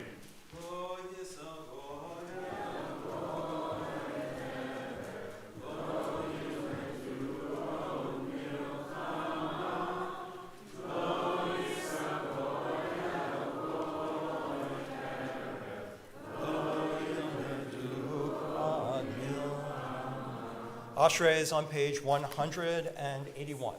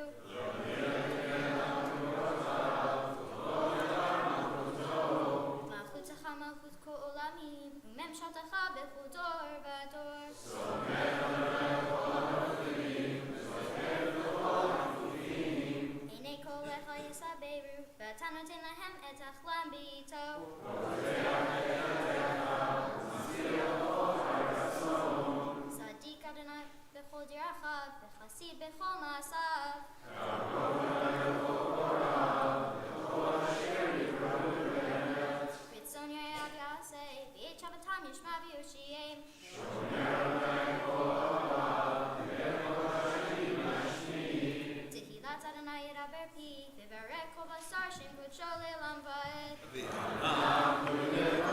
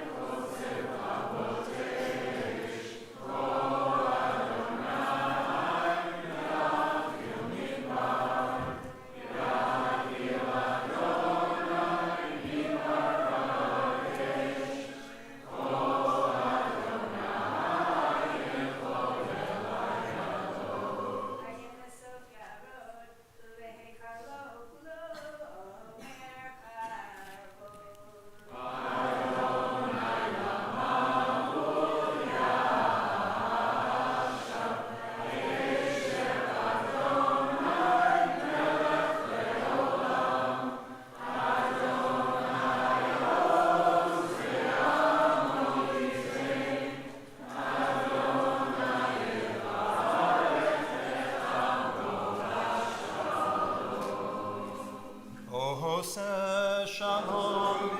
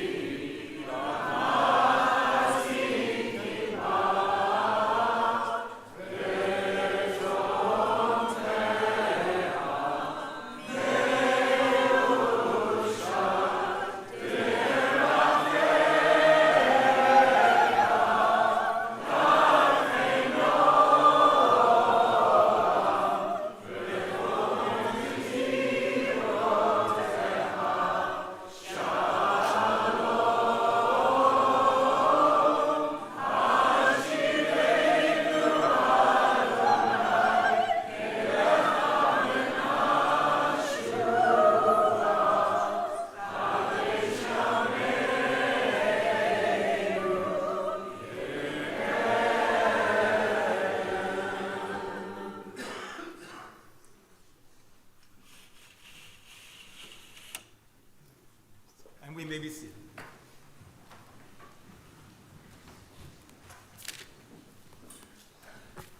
Shabbat Shalom. In my remarks today, I'm going to talk about some of the beautiful aspects of a good marriage. And I'd like to say ahead of time, there are those among us who have never married and those who have had unhealthy marriages. And I want to say I won't be speaking to that today, but I'm not leaving you out. So I'm asking you to listen. But there are other times that I want to talk about the higher love and the remarkable gifts of Torah that you give us. But today, in the context of this weekend, I want to talk about some of the goods and blessings of a successful and joyous marriage.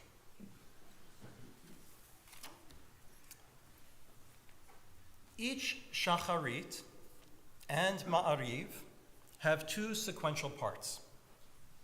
One with the lead up in nature and then the culmination of the Shema prayers. And then the next one with the lead up in covenant and Mi Chamocha and culminating in the Amidah. And these two stages, Ahava and then Emunah, are reflected in the marriage ceremony itself, which we all know has two parts. One, betrothal, Ahava, the exchange of rings and the Ketubah, and its own special blessings, that God's laws enter into the intersanctity, the Kodesh Kodeshim of the relationship. And then continues with the second part, Emunah, marriage itself. I see the sequence of life mirrored within the service itself that we daven. Think of what leads up to the V'ahavta. I think of, first of all, individuals coming to pray like this morning, and I see one over there doing their thing, and most of us in silence, and then we sort of punctuate together. It's sort of this gathering of individuals coming together, being community. We're doing prayers of like personal psalm poetry of the ancient shepherds and sort of my relationship with God. We talk about nature and the things that come forth with nature. And I'm singing like the birds are singing and that which is in the ocean is singing. It's like my growing up. I come from nature. I'm born as all life is born into this world. And I find myself my way to davening. And then right before the Shema, we do Ahava prayers, whether it's Ahava Rabbah in the morning or Ahavat Olam in the evening.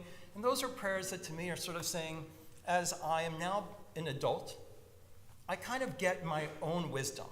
I understand where God's speaking to me. I understand what the blessings and wisdom and laws I've received as love from my parents, from my ancestors, from my teachers, from my relatives, from my friends.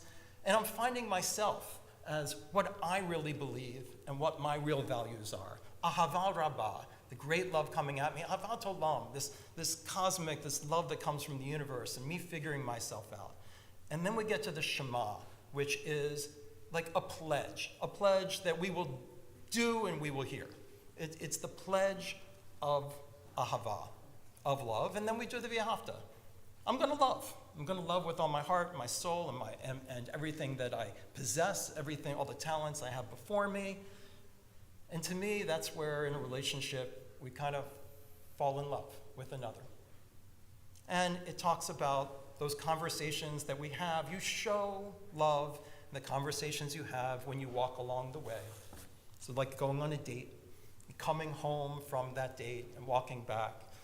When you lie down, and we won't talk too much about the lying down and the rising up, but we know that's part of relationships and of ahava. And what is shared in these sacred moments of vulnerability, excitement, of receiving new gifts that we didn't have before, gifts that feel undeserved, and of bestowing gifts that are received as undeserved and in deep gratitude. And then we are halted from our Shema prayers, from heading into the next second part of the service, which really starts with someone sort of saying, Emet, to end those prayers. And at night, Emet ve'emunah. We head from ahava, love, to emunah, faithfulness, trust, covenantal love.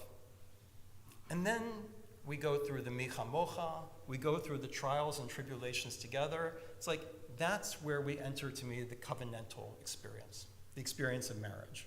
We are going to go through crossing the seas. What kind of difficult circumstances are we facing together? How do we manage them? And we also realize at that time that my role is sometimes to save you from the things that you've brought in or the things you're facing. And sometimes your role is to save me. Because that's the covenant that is established at the Song of the Sea and crossing. And then we head into the Amidah, this time of reflecting on all of the ancestors we've inherited, the kindness and mitzvot we can give, and the gifts and blessings of covenantal love.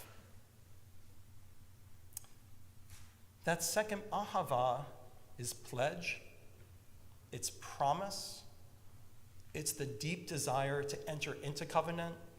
As Moran and other scholars have told us, it's in the form of a covenantal treaty, usually between unequal partners. It's like, I want to be with you, even though you got the goods on me. And you want to be with me, even though I got the goods on you. I know exactly where your vulnerabilities are, and I promise to protect them. I promise not to use them to win an argument. I promise to be a partner in God in caring and protecting you under Sukkot Shalom of our home. But then what is emunah? What are we transitioned to? What does this mean that now we bring all the ancestors into it, like two families that intertwine in covenant? And Zachary are intertwining these families forever in the fabric of God. It's not just them. It's everything they brung with them, right? You got to dance with them that brung you. And there are a lot of ancestors, God of our ancestors, that you bring along for the ride. There are a lot of genes you're bringing along for the ride, right? From ancestors you may not even know. People carry with them into a relationship that which did not show up at the time of pledge. They carry their entire psyche. They carry their fears. They carry the expressions of their genes that will happen over time and in relationship. They bring in inherited trauma from their own lives or from their ancestors. They bring in untold gifts and talents, which emerge through the relationship. Ahava is a relationship between two parties. Emunah is a covenant of one party. Ahava may involve the swearing of fealty, but it's not living it. It feels like you already are before you get married, but the living of it which seems like a continuation, is nothing of the sort. It is not a combination of the two loves. It is becoming one team. It is becoming one unit. And emunah is what you need. It's the value of living as one unit. You know, the gematria of the word one, echad, is, and if you haven't done it before, do it in your head, echad, 13. What is the gematria of ahava? I know we got rabbinical students here and scholars. What's ahava? 13 as well. When you bring in love in your relationship, you bring in your one, you bring in your ahava, you bring in your 13. Emunah is the trust that is built by living life as one team. The trials of tribulation, the covenant, it's that transition of thinking of a we. Once you're in a covenantal relationship, I think of, and pardon me for the biological reference, I know there's one person here who likes it and appreciates it. To me, it's like that organelle or organism, whatever it was so long ago, that's now our mitochondria, that entered into relationship with some other organism, maybe a nucleus or whatever, another organelle, and said, you know what, I'll do something for you, you do something for me, let's make a team. And now when that cell died, and now we're just a cell, and now we're just an organism, we're gonna go through the experience of life together. And you can say, well, this would be really great for the mitochondria, but if it's not great for the nucleus, the whole thing goes down, right? It's like the body. What may be great for my pituitary might not be so great for my kidneys. So the real point is that now we're one body together. We are one team facing the world. Whereas before it was saying, you know what, I'll work while you go to grad school, and then you'll work while I go to professional school, and you make all of these like promises, right? But once you pass from ahava to emunah to the team, there's only one question. For everything we're facing, is it good for us? Is it good for the team? And it may be good, like, you know what, I think you need to go on that writer's retreat for 2 weeks because we need this. Right? But it's not like you need to go because I think this would be good for you. Everything you now face is what is it like to go through life as something greater than the sum of its two parts, to go through life as one, as a team. I know you may be surprised I didn't bring in anything from the parsha yet. Zachary once told me if I ever want to give a tefar tefillah on Saturday morning, I should feel free, because I told him I'm always too scared to. And so I just give it tefar tefillah, but I'll bring in one piece of the parsha. The biblical theologian at Harvard, John Levinson, wrote about his last work. An important part of the covenantal idea is that there's greater and lesser parties. And I think in marriage, each is the greater and each is the lesser. And they bestow gifts on one another, experienced as undeserved, and experienced as a motivation to gratitude and to humility, and that invite the reciprocity of acts of service. There is something in a gift that provokes that reciprocity, and that reciprocity deepens the relationship of the two parties. And this is why I called my last book, Divine Gift, Human Gratitude, and Mutual Emunah, Mutual Faithfulness. Simply to treat the norms of the Torah, the mitzvot, as they're called in Hebrew, as impersonal injunctions divorced from that living relationship with that very personal God, is to misunderstand them profoundly. In my experience, doing so makes the Torah itself incoherent and antique. It is a huge blunder to try to force the biblical commandments altogether into some kind of paradigm of ethics, morals, or folkways, or whatever, because they arise from emunah, the feeling of obligation toward the one we love, with whom we are in covenantal love, is experienced as the gift of obligation. By being in marriage, we receive gifts we don't deserve, and they receive gifts from us that they don't deserve, or at least they would not have had without us. They are a vehicle for generosity, kindness, compassion, personal sacrifice, and protection of body and spirit. And this relationship of marriage, the covenantal relationship, brings with it new obligations not only on the day of marriage, but each day as we travel through life. Torah is not given once, it's given at any time the covenant requires. And these obligations are not greeted as burdens, but as gifts. Every mitzvah, from how we speak, all the laws of speech, to the fifth commandment, to caring for aging parents, to the rituals that establish home and communal life, and the healthy boundaries of covenant, and the protection of holiness within the chuppah, and our mission to the outer world are intertwining gifts. There is no understanding the gift of becoming a new unit in this world, the we replacing the I as the new protagonist in one's life shared story until one does it. For individuals, it is calling us to the higher life of covenant, where we see life not as God being a character in our stories, but as each of us being a character in God's story. It is to add the ahava and the ahava together, the echad and the echad, the 13 and the 13, to make 26. Yod He Vav He. Shabbat Shalom.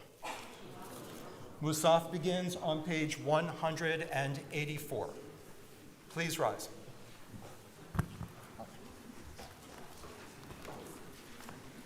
Yitkara v'yitkara shemei rabba, yom ha'divra kirtei v'yamlich malchutei, v'chayechon miyom echon, ufka'e d'chol beit Yisrael, ba'gal bizman karif, v'meru amen, yehish be'rabba mevorah, v'olam me'om me'omaya, V'yitbarach v'yitpar v'yitramam v'yitnaseh v'yitadar v'yitaleh v'yitalal Shemei d'kudesha b'rechu le'ela min kol birchata v'shirata tushbechata v'nechamata damiram v'yama v'yimeru Amen. Baruch atah Adonai, Eloheinu v'Elohei Avotenu, Elohei Abraham, Elohei Yitzchak, v'Elohei Yaakov, Elohei Sarah, Elohei Rivka, Elohei Rachel, v'Elohei Leah, El HaGadol, HaGibor v'Hanora, El Elyon, Gomer Chasadim Tovim v'Konei HaKol, v'Zocher Chasdei Avod Mevi Goel Livnei B'neihem, L'ma'an Shemo B'Ahava, Melech Ozer Fokedu Moshiach U'Magim. Baruch atah Adonai, Magen Abraham u'Foket Sarah, Torah Gibor le'olam Adonai, Mechayim eitim HaTorah v'Hoshia, Mashiv HaRuach u'Morid HaGashem, Mechalkel Chaim b'Chesed, Mechayim eitim b'Rachim, Somech Nofim v'Rofei Cholim, U'Matir Asurim,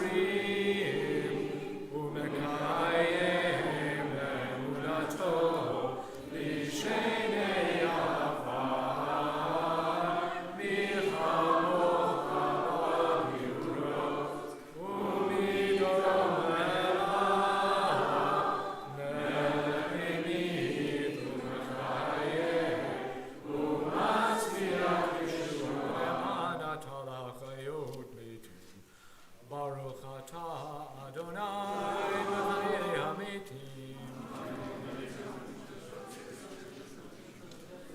Na'aritzecha v'na'akdishcha k'sod tziyar sarfei kodesh ha'makdishim shimcha b'kodesh ka'katu v'ayad nevi'echa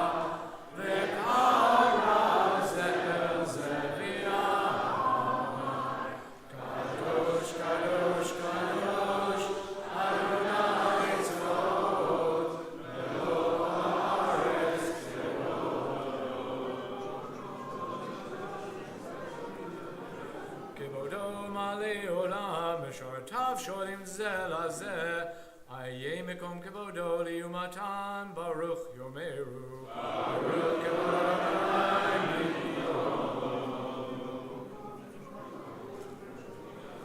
Mimkomo Yivem Barachamim Ve'achonam Ameyachadim Shemo Erev Avoker B'chol Yom Tamid Pamayim B'yava Shema Omrim Shema Yisrael Adonai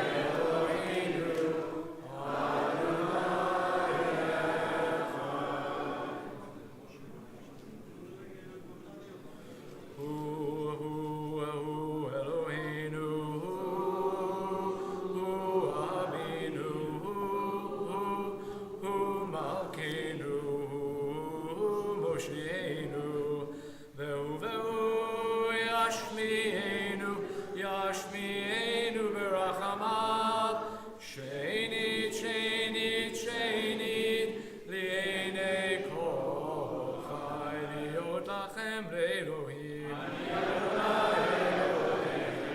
Rei kachercha katuv lemor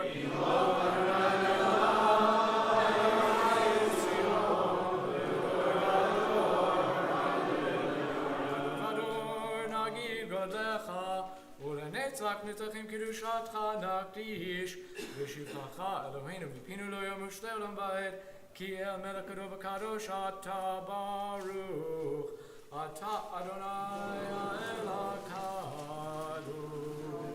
Continue silently with the 188 of your choice.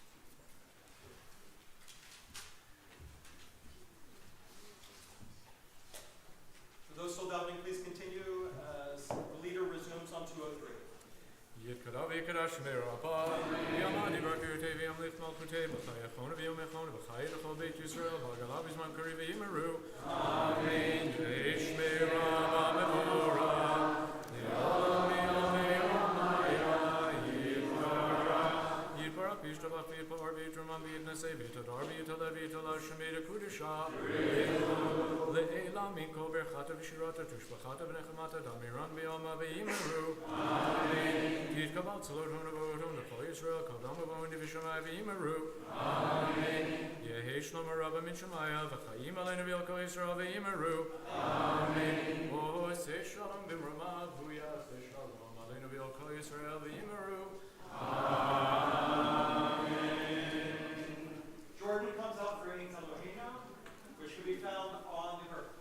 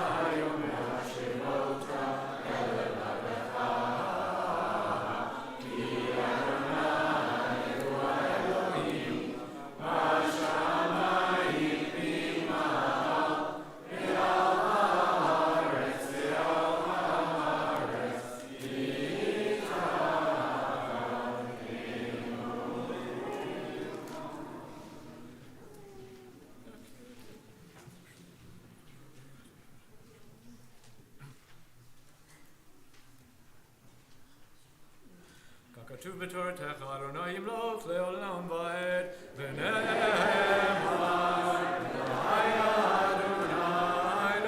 למלך על כל הארץ, ביום ההוא יהיה אדוני אחד, ושמו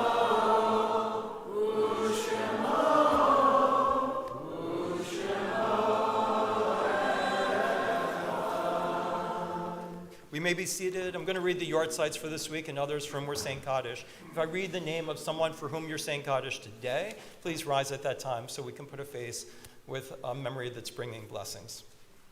On this Shabbat, Beth Israel congregation members, the yard sites this week of Susan Demirsky Allen, Zev Avraham, Max Bardenstein, Kenneth Brader, Philip Brader, Sipora Berdanik, Goldie Cohen, Samuel Cohen, Samuel Bernard Kopi, Vincent Lewis Dallas, Deborah Friedman, Bernard Garber, Abe Goldman, Bessie Gruskin, Abe Hertzberg and Isidore Hertzberg, Sandra Roth Horowitz, Lois Kluger, Benjamin Lusky, Burton Miller, Jetta Rottenberg Miller, Rose Muchnick, Hugo Newhouse, Marvin Rosenzweig, Kate Sheehan, Leah Siscone, Rachel Starkman, Stanley Steinborn, Rachel Tziona Felbin-Urist, Carolyn Watson, Mandel Willer, and Dorothy Zaretsky-Ruth.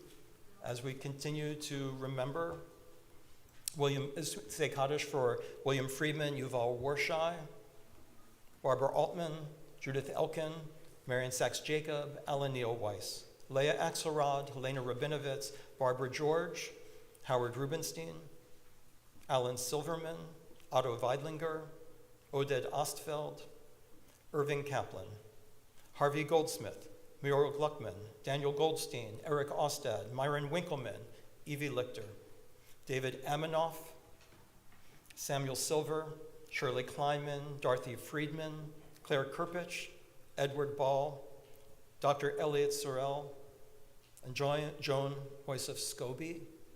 And are there others who would share a name for someone they're saying Kaddish that I did not recite? Together on 207. Yitgadal v'yikadash shmei Rabbah. Bi'alma divrach kiruteh v'yamlich malchuteh. V'chayechon v'yomechon v'chayeh techo beit Yisrael. Ba'agala u'izman kari v'imru. Amen. Yehi shmei Rabbah mevarach le'olam amen. Yitbarach v'yishtabach v'yitpa'ar v'yitromam v'yitnaseh. V'yitadar v'yitalev v'yitalal shmei dekudesha. Le'ela min kol birchata v'shirata tushbechata v'nechemata da'amiran bi'ama v'imru. Amen. Yehi shlama rabba min shmaya v'chayim aleinu v'al kol Yisrael v'imru. Amen. Oseh shalom bimromav v'yaseh shalom aleinu v'al kol Yisrael v'imru. Amen. Zichronam livracha. It's my honor to call up Steve Rubenstein, President of the congregation.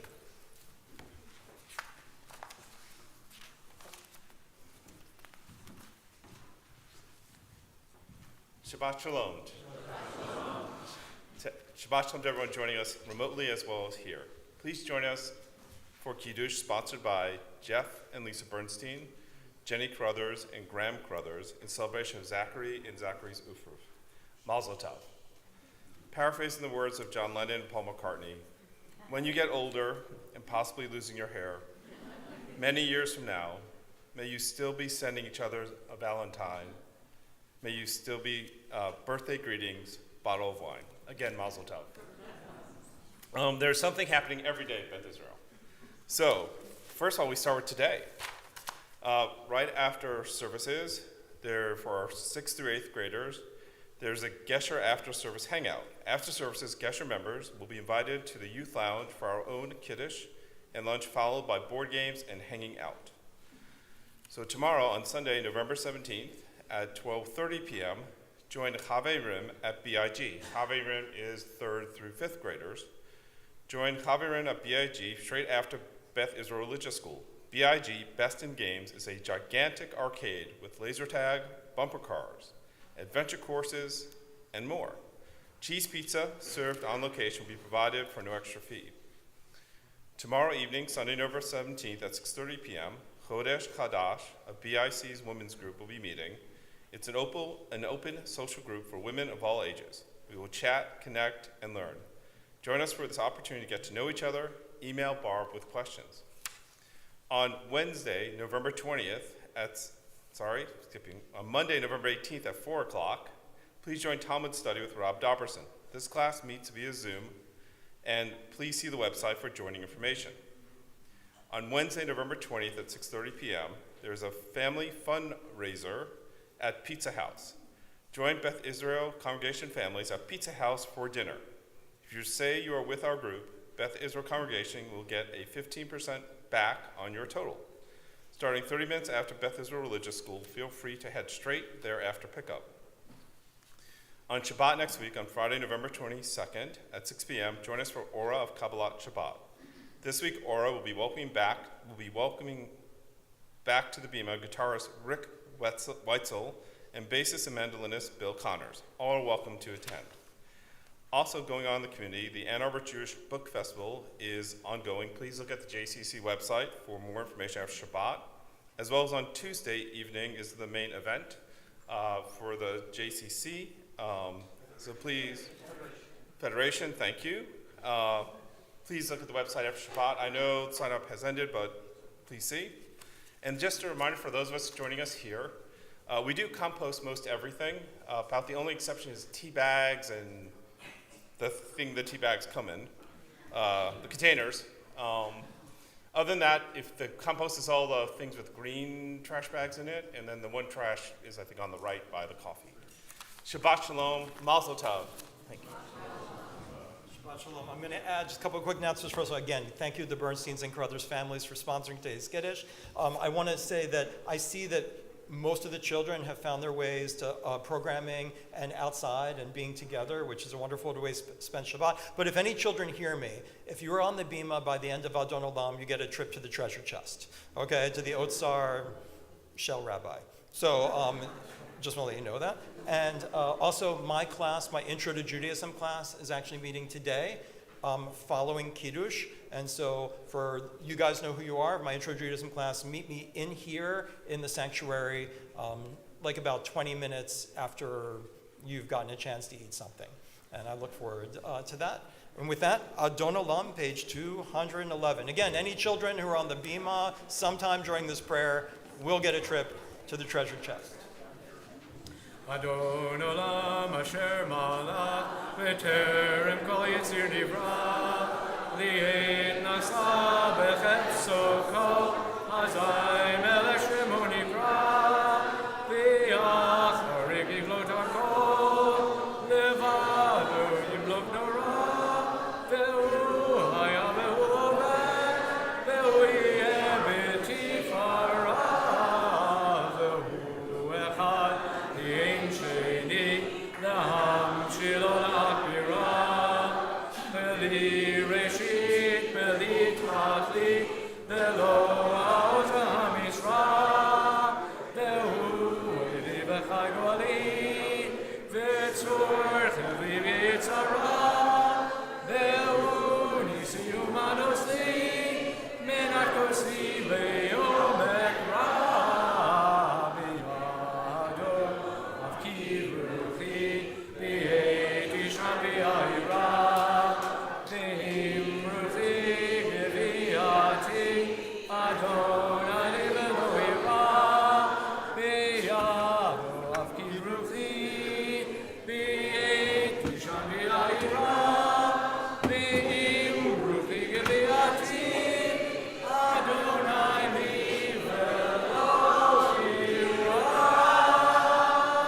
Shabbat Shalom, let's go make Kiddush. Okay, you guys.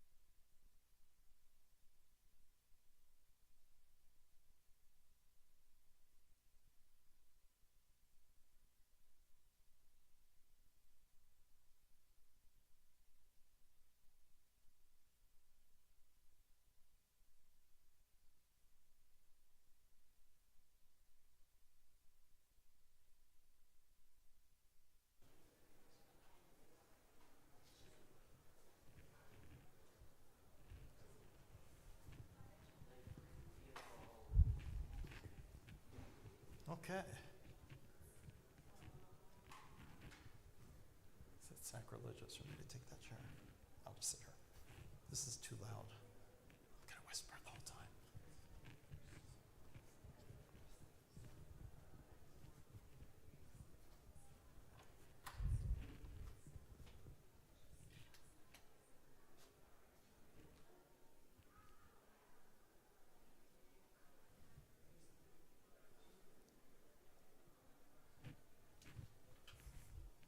How about that?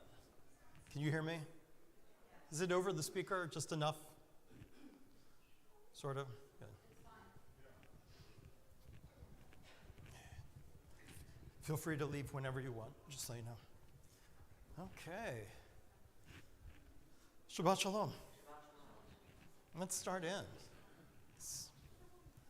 So, let's start for a second by looking at the rules of Shabbat, the prohibitions. So there are two kinds of, here, let me ask you a question. What's a good translation of the word mitzvah?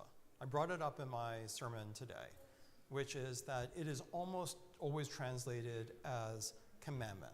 So people say, you're becoming Jewish, you're practicing Judaism, do you practice the mitzvot? Do you practice the commandments? I bristle at that word because it feels archaic. I quoted my former advisor at Harvard, John Levinson, today in the sermon, where I think he exactly correctly said that as soon as you start talking about the mitzvot as folkways or ethics or morals or rituals, you're already nowhere. And I agree with that because they're all understood to be in the context of a relationship. And so it's a relationship of community with God. So when you do things within a relationship, that's different. It's not a one-way thing. It's not just like, well, God said, so I have to. It's supposed to be mutual. I mean, it's supposed to be, if you get out of the mindset that God is all-powerful, which we do not have in Judaism, there are different levels of power. What we mean by all-powerful, more powerful, less powerful, all of that is context-dependent, and it depends on how we define our terms. If you say to one of the rabbis of the Talmud, is God all-powerful? They will say yes, but they will think this. They'll say, of course God is all-powerful, look at the universe. Meaning like Big Bang, whatever brought this into being, or just that it came into being, isn't that powerful? Like that's what we call, like it's the majesty, the enormity, the unimaginable enormity of what they would call creation and what you and I more or less call nature with a capital N, like, or the universe with a little u. Because the universe with a capital U is something else. The universe spoke to me. I'm like, little u. So yeah, God's all powerful, there's creation. But if what you mean by all powerful is that God, now that creation has already been created, that God violates the rules of nature in order to do miracles or intervene in people's lives, then the rabbis will be like, well, haven't you heard of covenant? Covenant is a shared power relationship between two parties. It may begin with, as I said today, ahava, meaning love, which is that scholars tell us that the origin of this, that the word love in the Torah, the first 5 books of the Bible, is complex. Because on the one hand, it can mean romantic love. Because it says that Jacob fell in love with Rachel, and he worked for 7 years, and it seemed like 7 days because he loved her so much. And then he actually had to do 14 years because he got Leah in the bargain. So there, and then it talks about Rebecca and Isaac loved each other, and one of the secrets, because I'm a very blue rabbi, very very mature audience only, is that today in the Parsha we get the naming of Yitzchak, which means laughter, and it said, or he laughs, believe it or not, and it's in the Torah it says that's because Sarah laughed when she found out she was getting pregnant. But if you read the rest of the chapter, that word Yitzchak comes up multiple times. It also means to fool around with romantically, sexually. So, and one of the things we learn about Yitzchak is he rarely talks in the Torah, and he's madly in love with his wife. And it literally says they're constantly caught where he is Yitzchak. They're fooling around. And it also means to play. Wait, what? The first white guy? a wife guy. I was like the first white guy. I'm like, that's a complex question. Like, that's a dissertation. But that's interesting. So I think yes. Although Abraham does love Sarah too. But yeah, I mean, I remember once years ago, more like Paul's in my era, where there was a course I took at college, and the person was arguing that romantic love was everything is socially constructed, which is wrong, by the way. There's social construction in a lot of what we do, but not everything is social constructed. They said romantic love is socially constructed. It started in the Romantic period. And I was like, well, how about the Torah? And they're like, maybe you can't find it in the Iliad, but I don't know. And so, in any case, going back to what I was saying about power,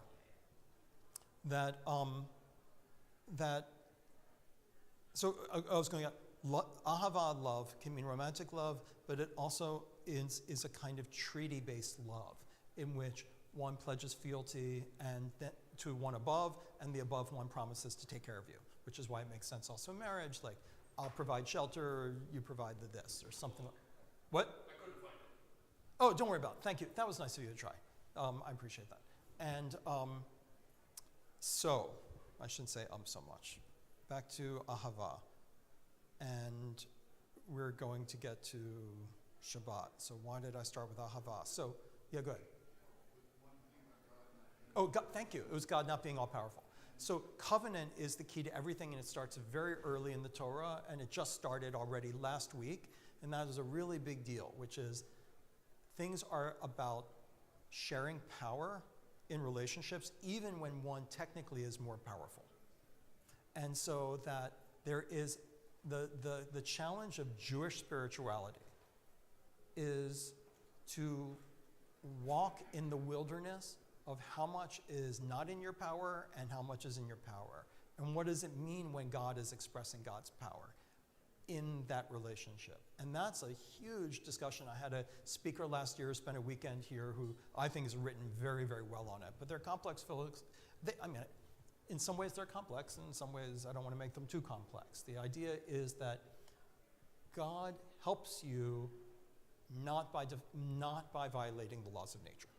That's not what we mean by God being powerful in Judaism. God helps you in other ways, right? And so we can talk about that. Go ahead.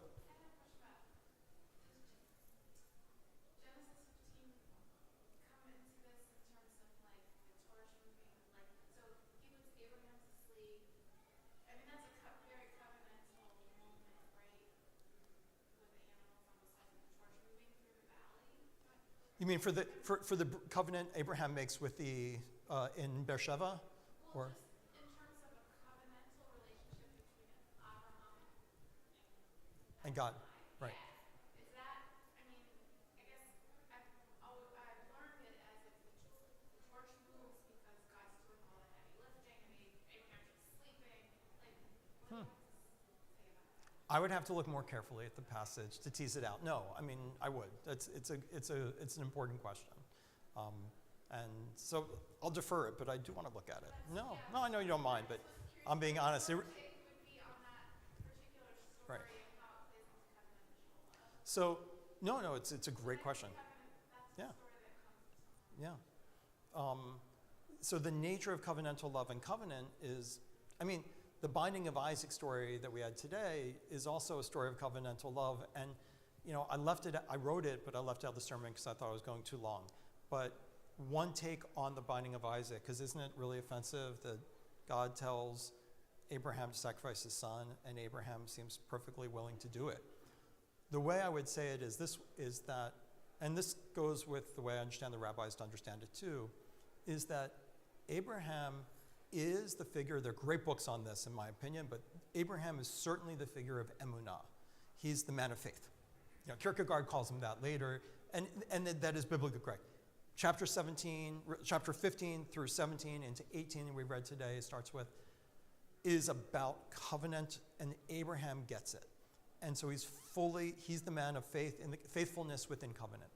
So for him, the idea that he would sacrifice his son, when he was told in the previous chapter that what the covenant is is that his son Isaac will be the only son born to Sarah, and he will produce great nations as the covenant. Then when God says, sacrifice your son, he knows it's not a test of Abraham, just like I was talking about marriage. The test is of the marriage, not of the individual. Once you are within, it's a we. It's not an I and an I. Then he's already in that consciousness. So in other words, if the kidneys say, I'm working with someone now who may be going on dialysis, right? If the kidneys say, please stop that drug because it's hurting me, well, how about the other organ that drug is saving? If the real question is, can you rise to the fact and say, what's good for my body? What's good for us together because we make a body? Abraham is already at the consciousness of it's God and me, it's a we. If Isaac dies, God loses even more than I do. That's the key. Does that make sense? Because it would be like one hand saying, cut off the other hand. And I'm like, if I do that, we'll bleed out. Now, either the hand doesn't understand, because most individuals in this world are not at an enlightened consciousness. They really don't understand their interrelationships with others. They really think like survival of the fittest, right? Which I think is incredibly misunderstood.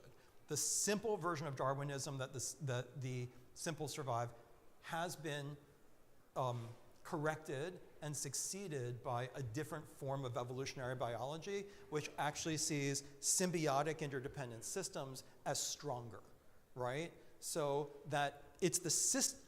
What a geneticist wants to know today, how does the system survive? How does the entire how does the gene pool survive? Not how does Paul survive? How does Paul, because it's already seeing things holistically. So anyway, going back to the Akedah, it's not just God promised me and I believe God, but God's plan goes under. Because the whole thing of Genesis is God can either try breeding good people, which is what God tried to do with Noah's family, and it completely failed. So the only thing in the realm of creation, or what you and I call nature, God's majesty of the laws of nature, is there could be, within the laws of nature, a disaster that wipes out a species, right? We're in the midst of human causing it, right? And so maybe God's like, well, maybe a better species would produce, or maybe many members of the species will be wiped out because, I don't know, they moved to where volcanoes were, or they moved in the ice age and they were all killed, and others migrated over here. Okay. But what God realizes, according to the Torah, is breeding good human beings doesn't produce good human beings. So God is out of moves. And so God's only move is covenant, which is, I'm going to pick one who gets it. I'm going to say, I can't make this happen. I can't make the human species fulfill their potential and evolve in the inside, not just in the physical. Will you work with me? You have to start a whole new people. And you're going to have to take your shepherd values that we talked about before and take them into the future. But we have to create a whole new society. And then other people will look at us and they'll say, wait a second, you can live without a king. You can live without certain forms of capitalism. You can live with maybe a higher consciousness of mutual interdependence. So back to the Akedah, Abraham realizes, if I kill Isaac, God goes down because we're a team. And that's part of the covenant. So that's why I think people misunderstand the story. They're still in the story of, it's an individual relating to another individual. And what I was saying, what I learned in marriage, and I'm lucky to have a good marriage, and like I said, you don't want to stay in unhealthy marriages, is just really like, what you go into it thinking, it's two people and you're going to negotiate, but at the end, all the best decisions are just what's good for us. Should we sell our house and do this? Should we travel now, or should we wait to maybe save all our money and hope we can travel when we're retired? What would be best for us, not what's best for one of us. And then thinking, well, that's why, I don't buy roses, right? Because I'm like, that's not helping us. Does that make sense? I'm like, what would be really helping us and so on? I know we got to do Shabbat. So let's just say that if you don't have an idea of God's power being that God intervenes constantly or can in the laws of nature, but rather God works through creation, then in traveling all the way to Shabbat, we realize that there are two bases in the Torah for the commandment of Shabbat. There are two times that the Ten Commandments are mentioned. One is in the book of Exodus, and then in the repetition, the story that Moshe tells of the Ten Commandments in Deuteronomy to the children who grew up in the wilderness. And they're different. So in the justification for one, it is, who knows? Who's in the class who knows? Anybody know because it's obscure. You're not supposed to know. But does anybody know what the two different reasons for the law of Shabbat is? Because both have the law of Shabbat, but both within the Ten Commandments explain it differently. I know Larry knows. Oh, no, yeah. But it's Shamor v'Zachor, which is in Kabbalah. But one is you observe it because God rested on the seventh day of creation. So it has to do with creation. And the other one is you do it because you were enslaved in the land of Egypt, and you are not to be enslaved. You are not to enslave yourself. You are not to have your household be enslaved. Even your animals get Shabbat. Anything that is under your power will get to rest. Now, in the first one, you have this idea that God could have kept creating. And this is important for the origin of Shabbat. So it says God created for 6 days. The rabbis understand this to mean not 6 human days. The sun, the moon, the stars were created on the 4th day. And so it is a fundamental pillar of rabbinic thought that a God day and a human day are different. So we're not saying 6 human days because we calculate days using celestial bodies and they weren't created yet. So the rabbis say that it could be 1,000 years, 1 billion years, who knows how long. And let's say it's around 2 billion years, then 12 billion years brings us to us. I don't know. But the idea is God goes for 6 days. Then God completes creation on the 7th day. That's what it says in Genesis. That's a weird sentence. Go ahead. Good. No, you're right. Shabbat means, you're right. No, I'm happy to answer the easy questions. No, really. Shabbat means to cease or to stop. But for this piece, it says God completed creation on the 7th day. That's a problem because this is Jewish thinking, right? Because God did all the work on the 6 days. God's not supposed to be doing anything. On the 7th day, God ceased. God stopped. So how can God complete the work of creation? This is fundamental Jewish thought, rabbinic thought. How can God complete the work when he's not doing, he, it, she, they are not doing any work? So the answer is in Hebrew grammar. The use of that conjugation, which is called the PL, which can mean to complete, kila, right? PL can also be you pronounce something to be it. It's called the stative, or the, I used to know the other, it doesn't matter. It's the state, it's a, or the declarative PL, which means if I'm a priest and if I'm pronouncing something kosher, I can say, I kosher you, meaning I declare you kosher, not I'm literally koshering you. So I declare, okay. So what does that imply? That God is pronouncing things complete. The rabbis say, well, maybe they're not perfectly complete. This goes back to covenant.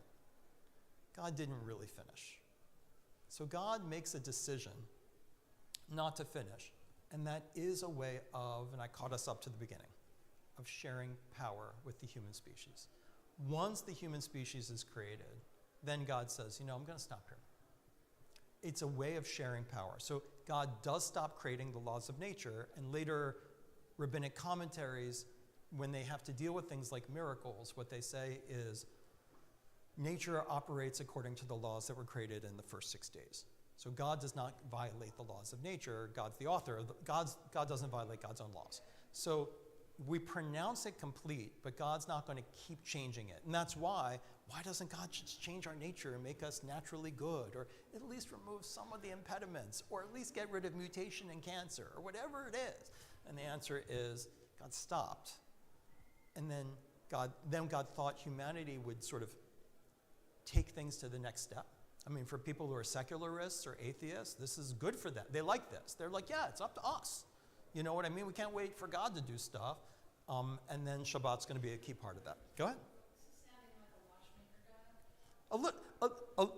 On some level, yes. It's not a fully watchmaker God, but go ahead.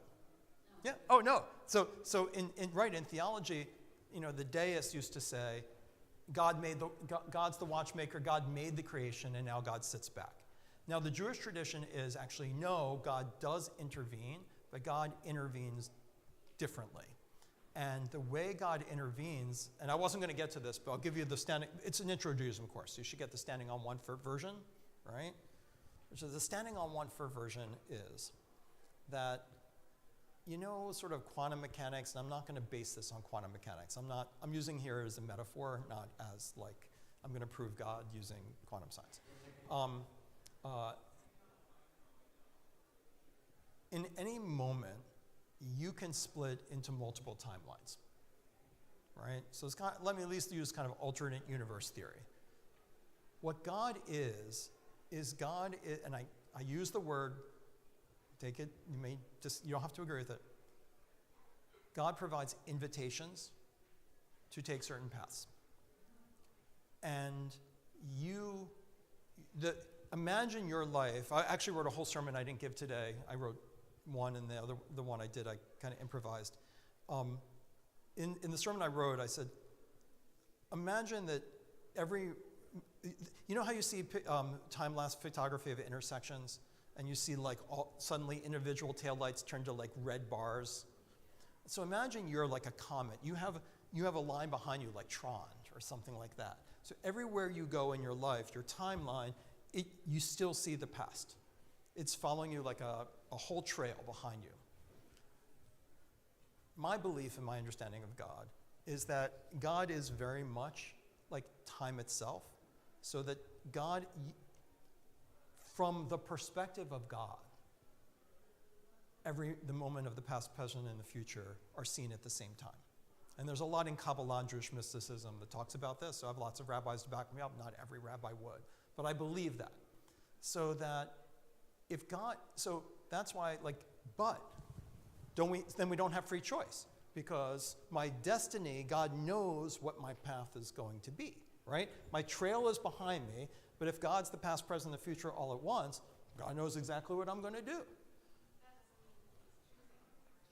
But actually, that's not quite the way I think the Jewish tradition is ahead of its time on this in the medieval era. Actually, there are multiple pathways that are possible for you within God. So even though all of your possible futures are within God, not just one. So in other words, simple intro to Judaism, someone comes to my office and they say, God, no, Rabbi, I'm not, Nadav, not sure where my life's going, whatever. Doesn't God have a plan for me? My Christian friend said, God has a plan for me. And so I said, go see your rabbi. Maybe your rabbi can fill you in. What's the plan for me? I always say, sorry, I'm broken record, I'm cliche. God has multiple plans for you. So there are multiple roads that you can take, and God's there on all of them. In that sense, it's more like quantum mechanics, which is all possible futures God sees. And one of the theories in physics, it's just theoretical, is that every possible thing that's next on your timeline actually does happen. There's a you that goes in that direction, there's a you that goes in this direction. There are multiple worlds that are happening. And I'm very open to that. It's not about, I need that. Larry and I have talked about this before. I'm not using the science to justify my belief. I'm using the science to help me think conceptually. Where most people would say, there's only the future. There's only the future of this timeline. So what God does is that God provides invitations to choose paths. So if someone says to me, I'm in a bad marriage, I used that example earlier, I'm not sure what to do. I'm like, you know what? There's a path for you where you stay in it, and there's a path for you where you go, and there may be others. So I'm like, which one is God beckoning you to? So, and then if you're like, I just don't have the courage to leave yet, okay, you're now heading in this. God doesn't depart from you. Every point, there are multiple paths you can go. So God's the one that's been with you all along, and God's inviting you to choose. He invites Abraham to choose. He invites Moshe to choose. He invites the people to choose. Free will is open, but God doesn't mind saying, choose life, choose blessing, choose covenant, don't choose the Moabites. Like, God's happy to inform you, but it is a theology of, let's say, invitation. It's a theology of suggestion and not coercion. If you establish a relationship with God and the Jewish people, you will not see God's advice as coercive. Commandment. Mitzvah means commandment. You'll see it differently, like the one would see in the context of a long-standing relationship with a teacher or someone else, where you're like, I'm doing this because it's the right thing within the relationship. So I keep Shabbat or I keep kosher. Do I think God cares whether you eat a shrimp or not? That's not the argument. I mean, really.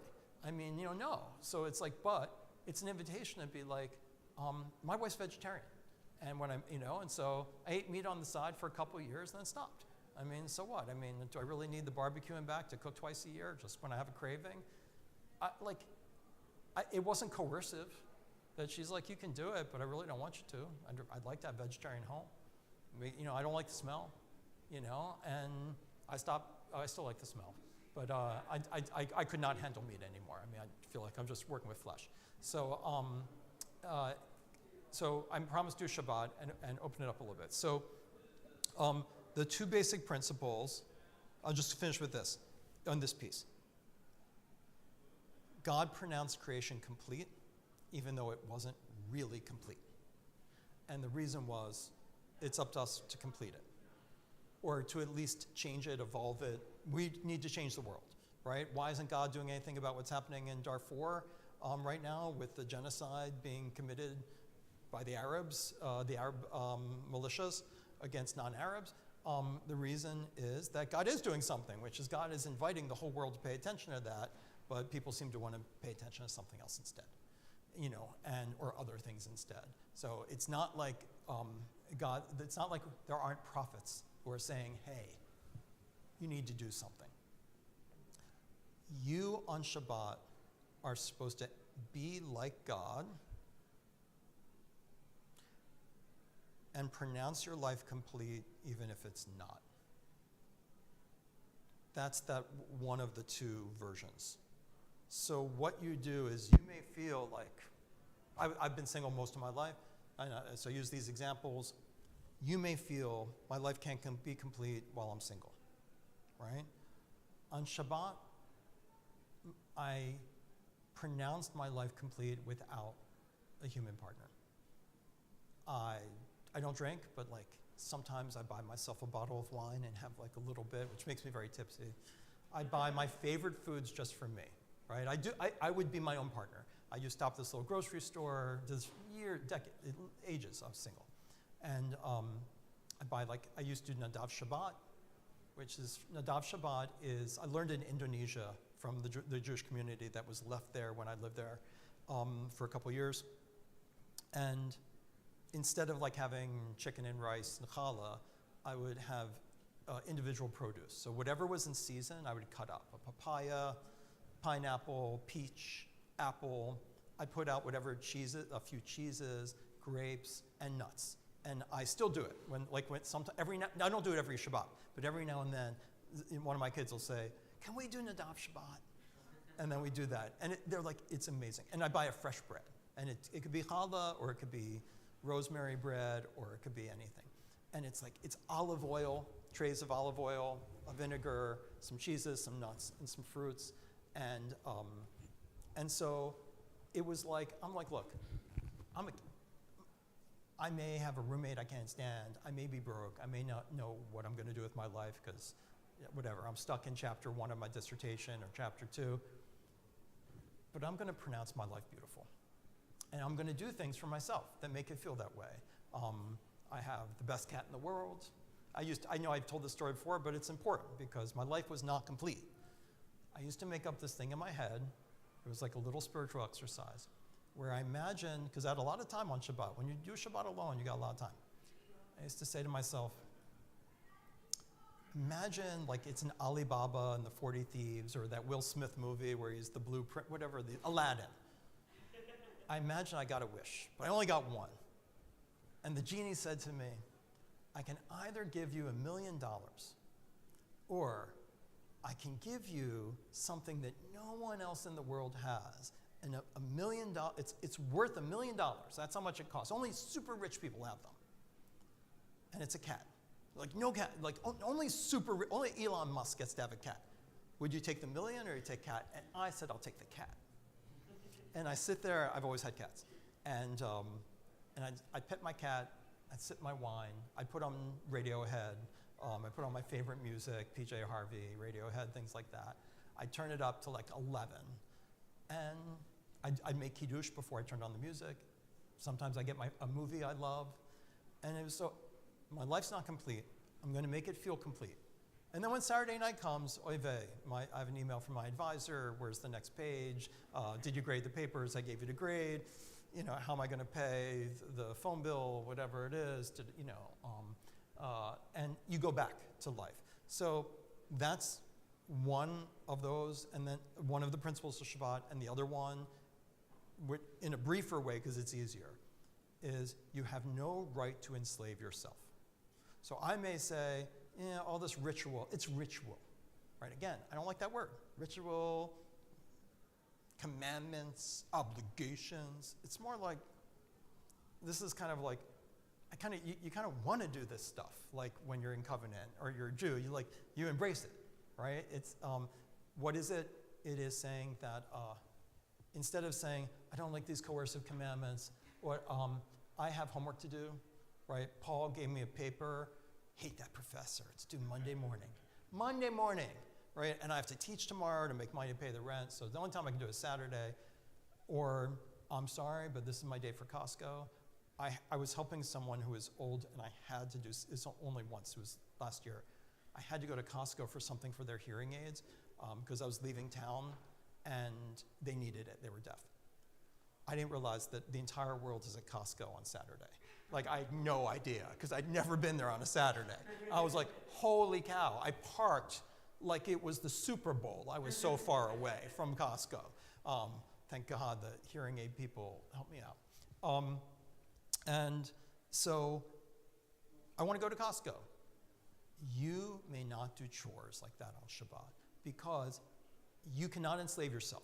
So even if you are not a slave, you can't enslave yourself.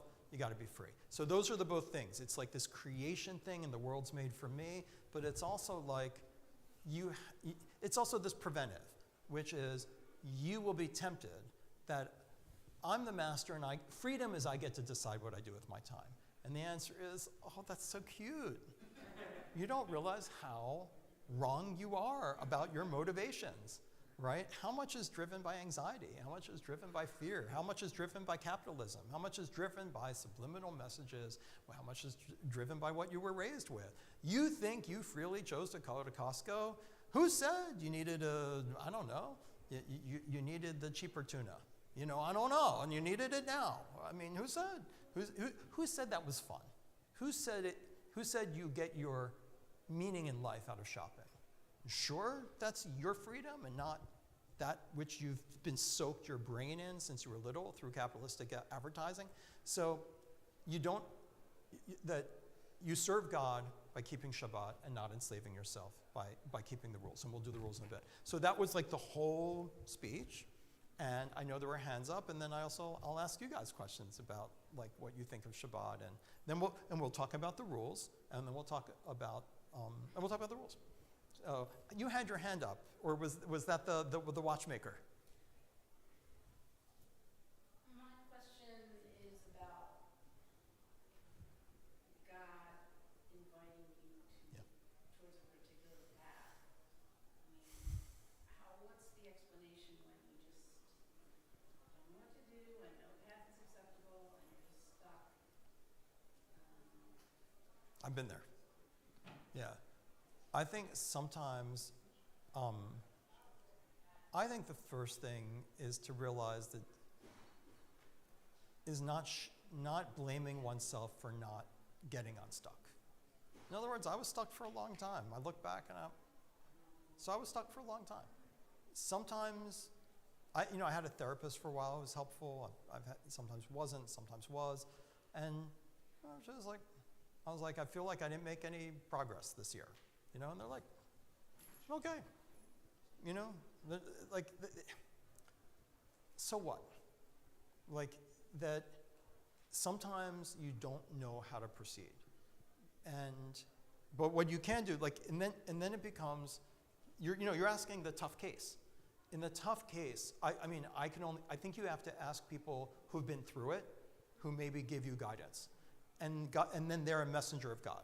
A messenger of God is someone who delivers a message, in a sense, from God, giving you advice that can help you forward. One of the things my therapist didn't say to me, and I wish they had, it helped me a lot, was maybe God sent this to me in a different way, but I started to exercise and change my diet. And I did it because actually of a medical result I got that was alarming. And I was in my early 30s. And I didn't realize that what I was doing that year was I was training to get unstuck. So now when people come to me and they say, I'm stuck, my attitude is, and I can't figure out, do I leave my program? Do I do this? Do I marry this person? Do I leave this person? And we realize, like, I'm not smart enough to get somewhere, right? That one of the things is just because of my own personal experience, I'll tell them, you got to get in shape for this decision. Because that worked for me. Like, in other words, you got to get in shape. First, let's eat right. Let's get some exercise. Let's go take walks in the Arb. Like, and they're like, what? This has nothing to do.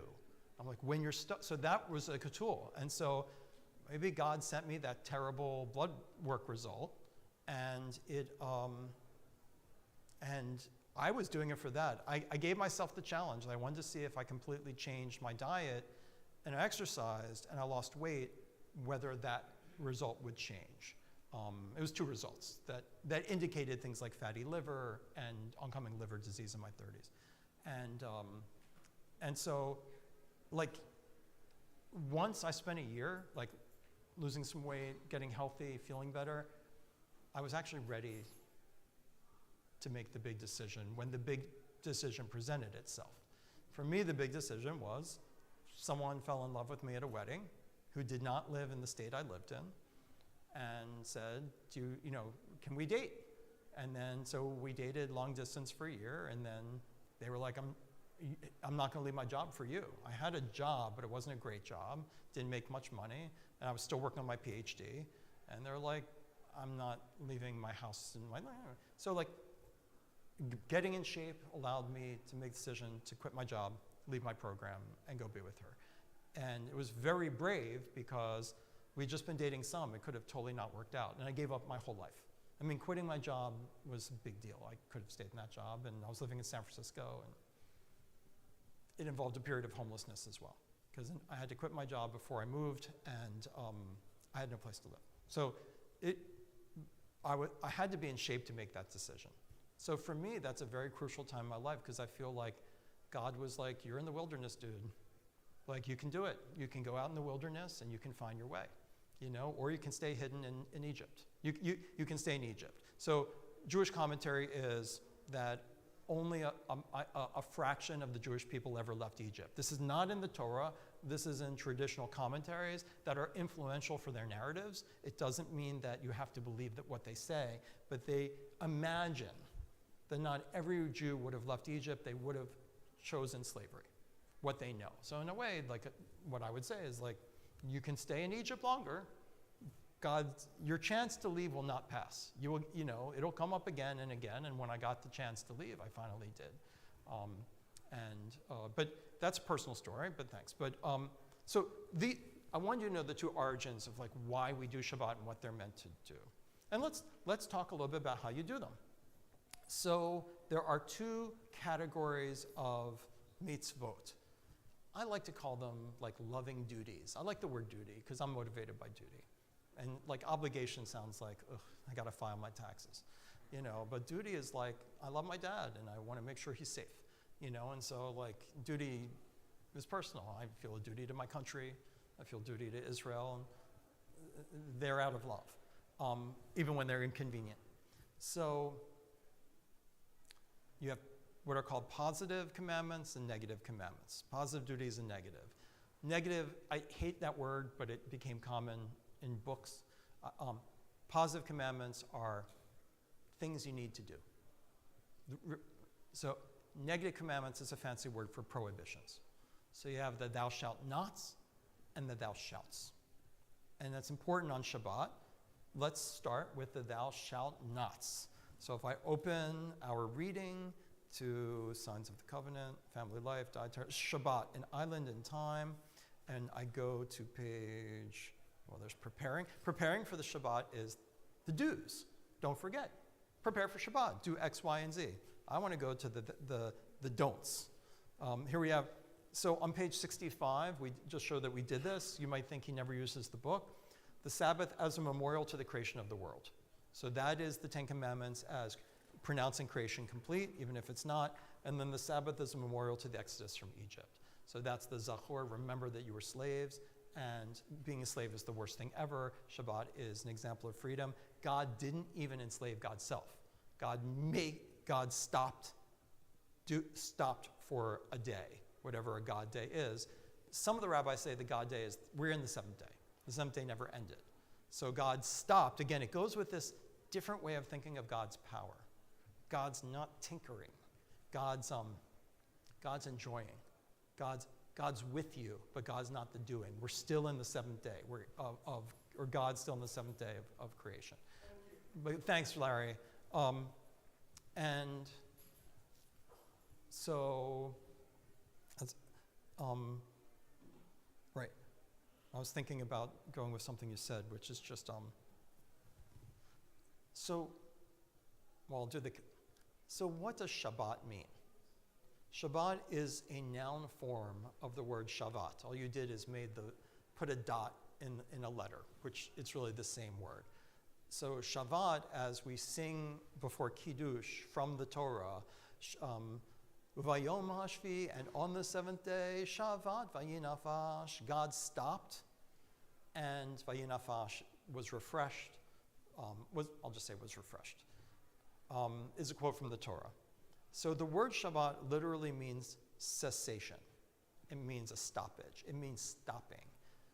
As some of you know, some of you may not know, in my younger days, I taught courses on Judaism and Buddhism in San Francisco and the Bay Area, and I've taught some of that material here in the past. It's very interesting because, as you probably know, in Buddhism, the idea of nirvana actually means cessation. Nirvana does not mean pleasure. It does not mean paradise. It means cessation. It is the cessation of craving, and it's the cessation of attachment.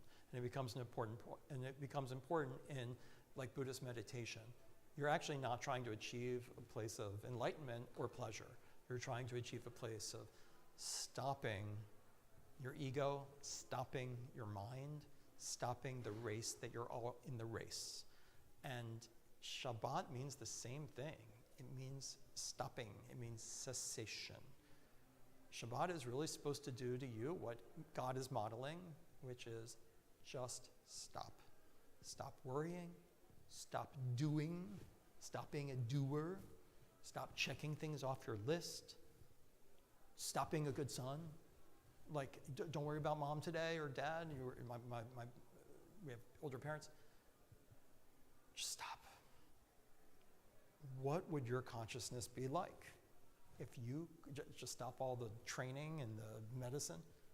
Who are you when you stop? Most people freak the heck out, right? Have you ever tried like a yoga class or something where someone's like, I'm deeply uncomfortable and I need to leave?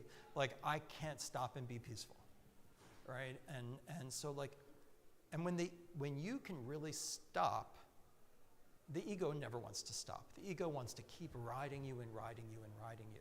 So I'm not saying you will achieve nirvana on Shabbat, but really the point of it is to try to stop and enjoy the world as it is, and to be with the people who are in front of you and not worry about who's not in front of you, right? I don't have to be like, I'm having a really good time with you, but I really want to be with my wife and kids right now. So can I leave, but I'll make up an excuse, which I don't do, by the way. I try to be in the moment with everybody, but like on Shabbat, it's like, I'm not going to drive to go see these other people. I just want to get to know you. And then if you're like, I'm overstaying my welcome, well, I'll tell you on Shabbat, I can't go anywhere. If you're with me, I'll tell you if I want to take a nap, right? You just yawn, so you give me a nap. So it's like, I can tell you I am a little tired, I'm going to take a nap. But it's not like, yeah, because I really want to call someone else. Like whoever I'm with, they're the person I'm with. So stop. Stop trying to get to somebody else, right? So stopping, I just wanted to reflect on your contribution is a very important part of it. So let's go to the thou shalt nots. There are 3 categories of thou shalt nots, and some of them I disagree with him because he's an Orthodox rabbi and I think he's wrong, but I like the book a lot. I really do. You might as well get the Orthodox view so you don't ever feel like you've been deprived of it. It's better to know it. Here we go. Pages 90 and 91. And 89. There are 3 categories of forbidden activity on Shabbat to force this consciousness on you. They're the ones that are derived from the Torah. They're ones that are rabbinic, meaning they're Talmudic. They're post-Torah. And then there's a special 3rd category, which we'll get to. It would be Shavut. So we'll get to, but you'll tell me what you're thinking. So category from the Torah. Did anybody study or know what's the difference? Let's see if he does. Yeah, he does it. It's hard though, and it's on page 89. The activities that you're forbidden from doing on Shabbat are not work. It's not the word avodah, meaning work. It is milacha, which means artisan work. Creative artistic work, and almost all the examples in the Torah come from building the temple, building the portable sanctuary. You can't, so give me, I don't want to put anybody on the spot. Does anybody want to say, does anybody remember, what are some of the things from the Torah that are forbidden to do even today, the prohibitions that we derive from the Torah on Shabbat? What are some forbidden activities? Good. Lighting fires. That was actually used to make the Torah, to make the portable sanctuary. And so actually, it's very funny because it's a very complicated one. How do you use fire to build something? The answer was they were making charcoal. Charcoal is a very key building activity in primitives, a very key component. And other things that you're using when you're making like bitumen and pitch and all this stuff. So very good. Fire. You can't make fire. Anything else that comes from the Torah? Very good. Dyeing things. Yeah. All the things that relate to cloth. You can't cut hair because that derives from shearing wool. You can't weave. You can't turn rope into thread.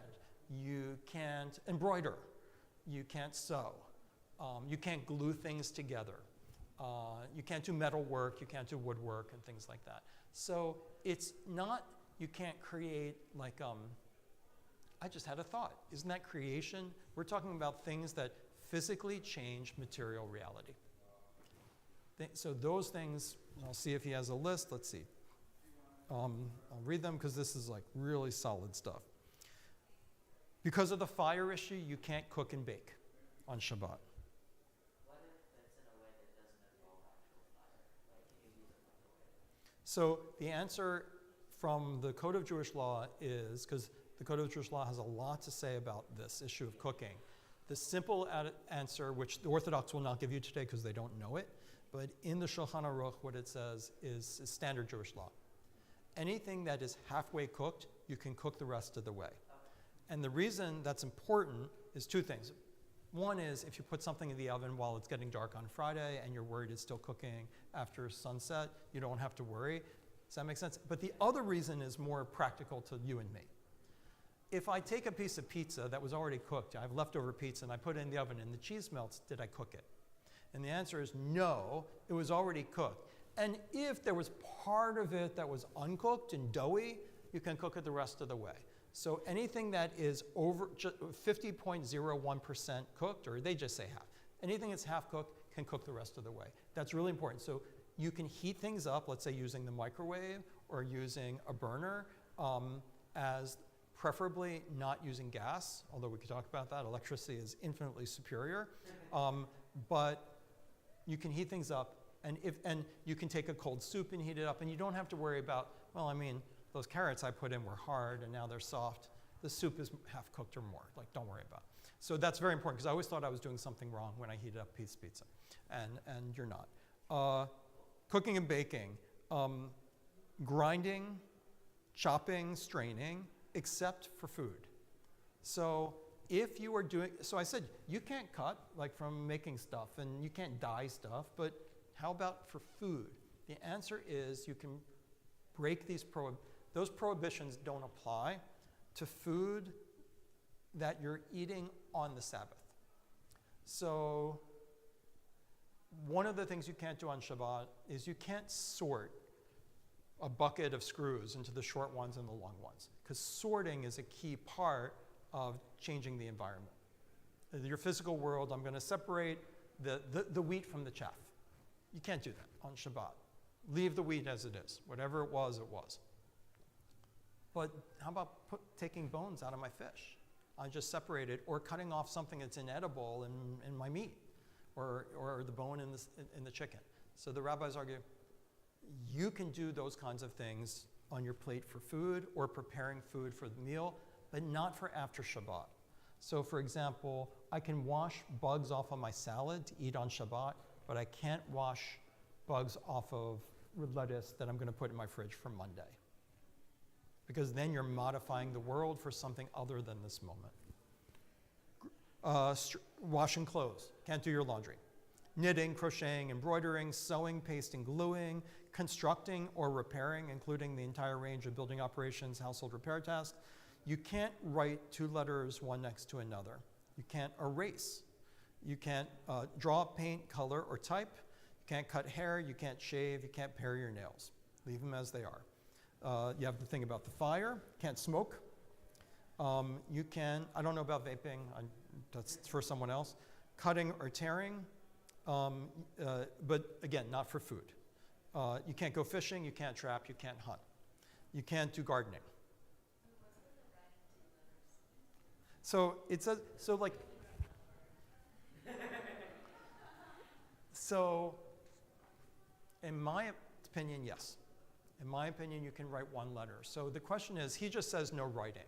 But in the details of the rules, they delve into them, and the rabbis say, what counts as writing? Writing counts as putting one letter next to another. And it has come up in divisions between my denomination and the Orthodox, because that distinction can be used to allow things that others might not allow. I'll give you an example, which is just, is writing on a hard drive writing? Or writing on a memory stick? Like that just naturally happens. And I'll get to what the answer to that is, but is it putting two letters next to each other? When you say writing on a hard drive, you mean like saving a file? I mean saving a file. Well, right, and I'm going to end, actually, I'll do that one as soon as I finish the list. So I'll get back to that. But you're right that writing one letter is not necessarily considered writing, but some do. Some consider you shouldn't do even one. Gardening, so my father's a rabbi, I grew up observant, my mother gardened pretty much every Shabbat. So that is my example to you, which is that I'm not asking you to be a cookie cutter version of every other Jew who ever lived. And my mother just said to me, I don't care, I'm gonna go out and garden. I love gardening.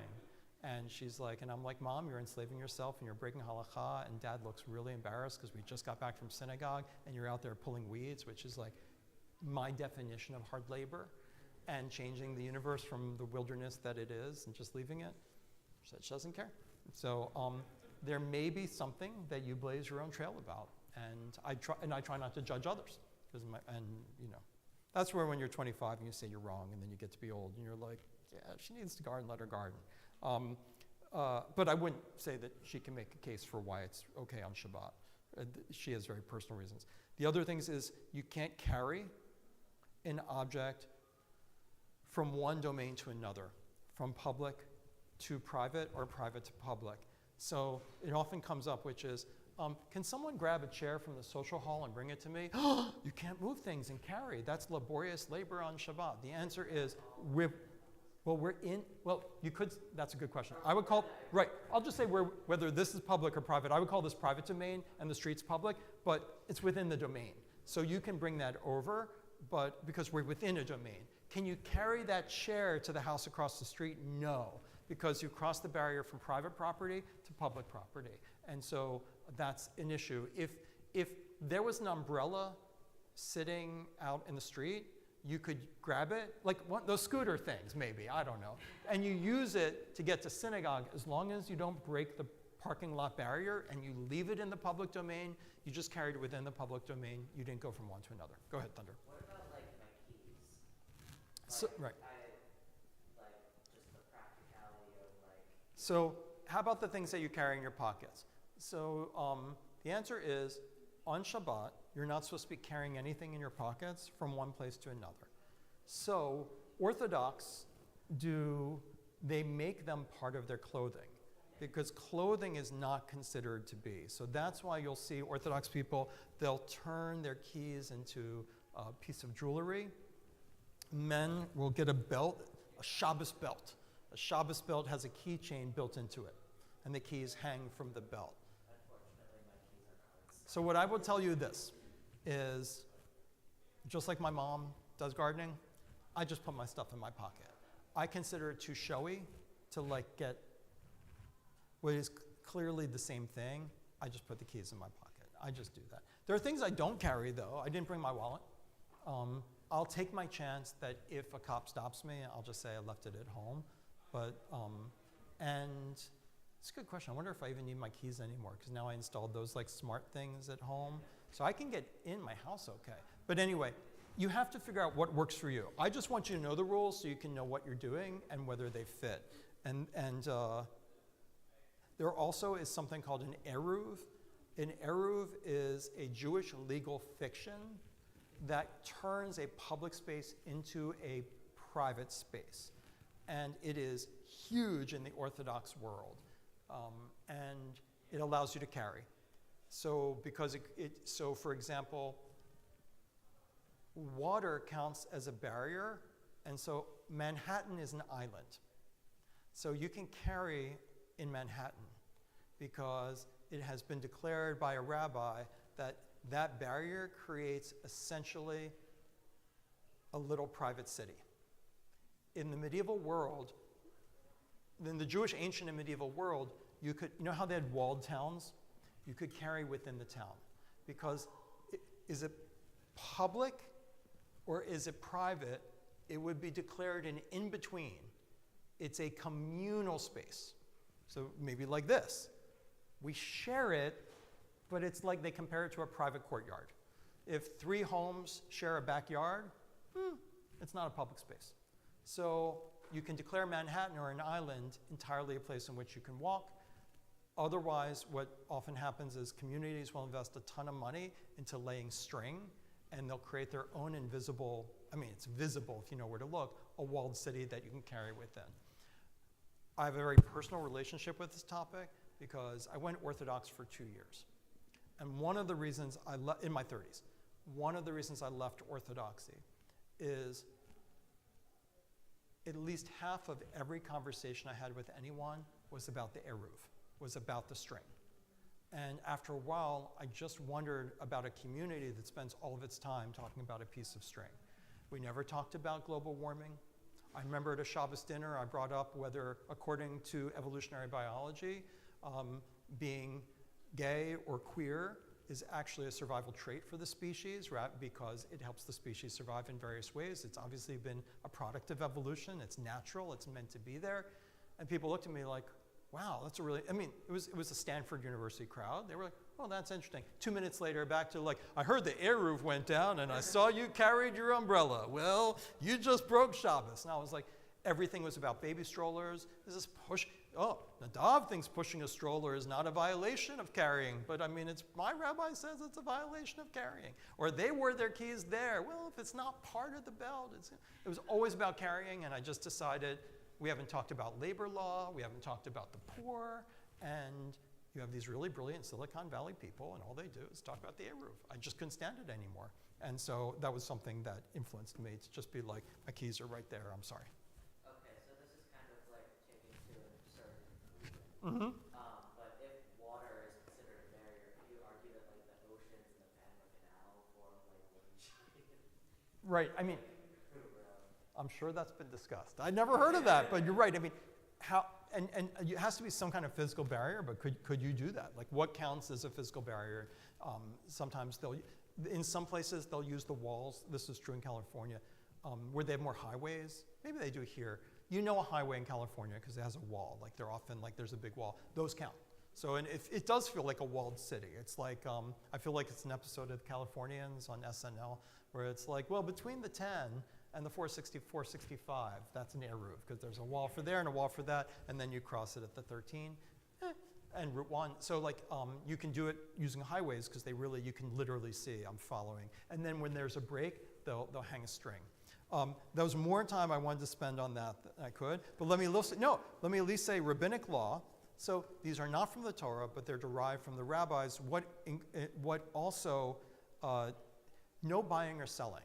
Doesn't mention money in the Torah, but we don't buy or sell on Shabbat. You don't ride an animal. Actually, I don't know why they think that's rabbinic, because in the Torah it does say you can't put your animal to work on Shabbat. Such thing. I would put that under Torah. I mean, what I mean, right? Do they really think it's not work to get up on your horse and ride it? Anyway, you can't ride an animal. You can't go boating. You should not handle items that have no other use than violations of Shabbat. Matches. What would you use matches? Like, you shouldn't play tiddlywinks with matches. Tiddlywinks or something. You shouldn't play dreidel by betting matches, because matches, they're there to make fire. Money, you're supposed to avoid candles, scissors, pens and pencils. Ideas, just leave them where they are, put them away. You probably shouldn't be touching them. It's just a way to, you can't do wedding ceremonies, and you don't do funerals. There's actually a separate reason for that, but I'll just say that. You can't go, according to him, you can't travel far on Shabbat. So even if you're like, I'm going to walk, or you're like me and you consider the bicycle kosher, or you're like me and you consider an electric car that's fully electric, potentially kosher to use on Shabbat, you can't leave the town boundary. You can't go to Plymouth.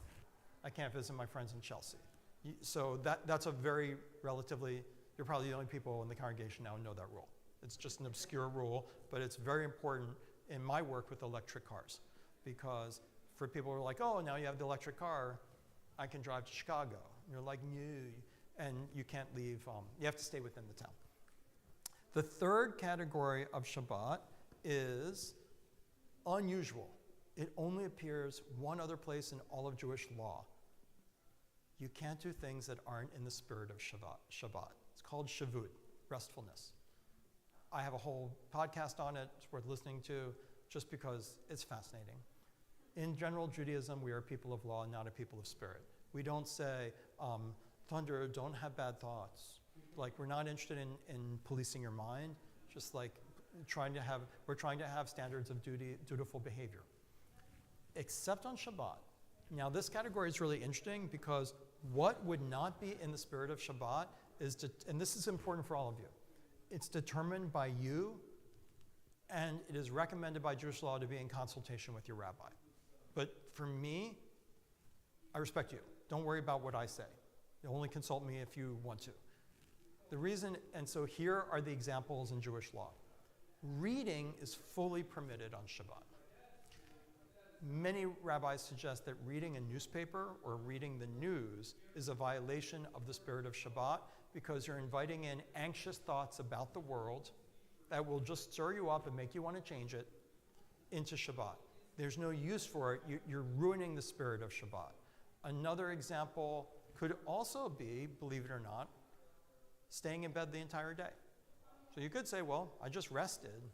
Well, you rested, but is just sleeping? Now, sleeping some of the time is a good spirit of Shabbat.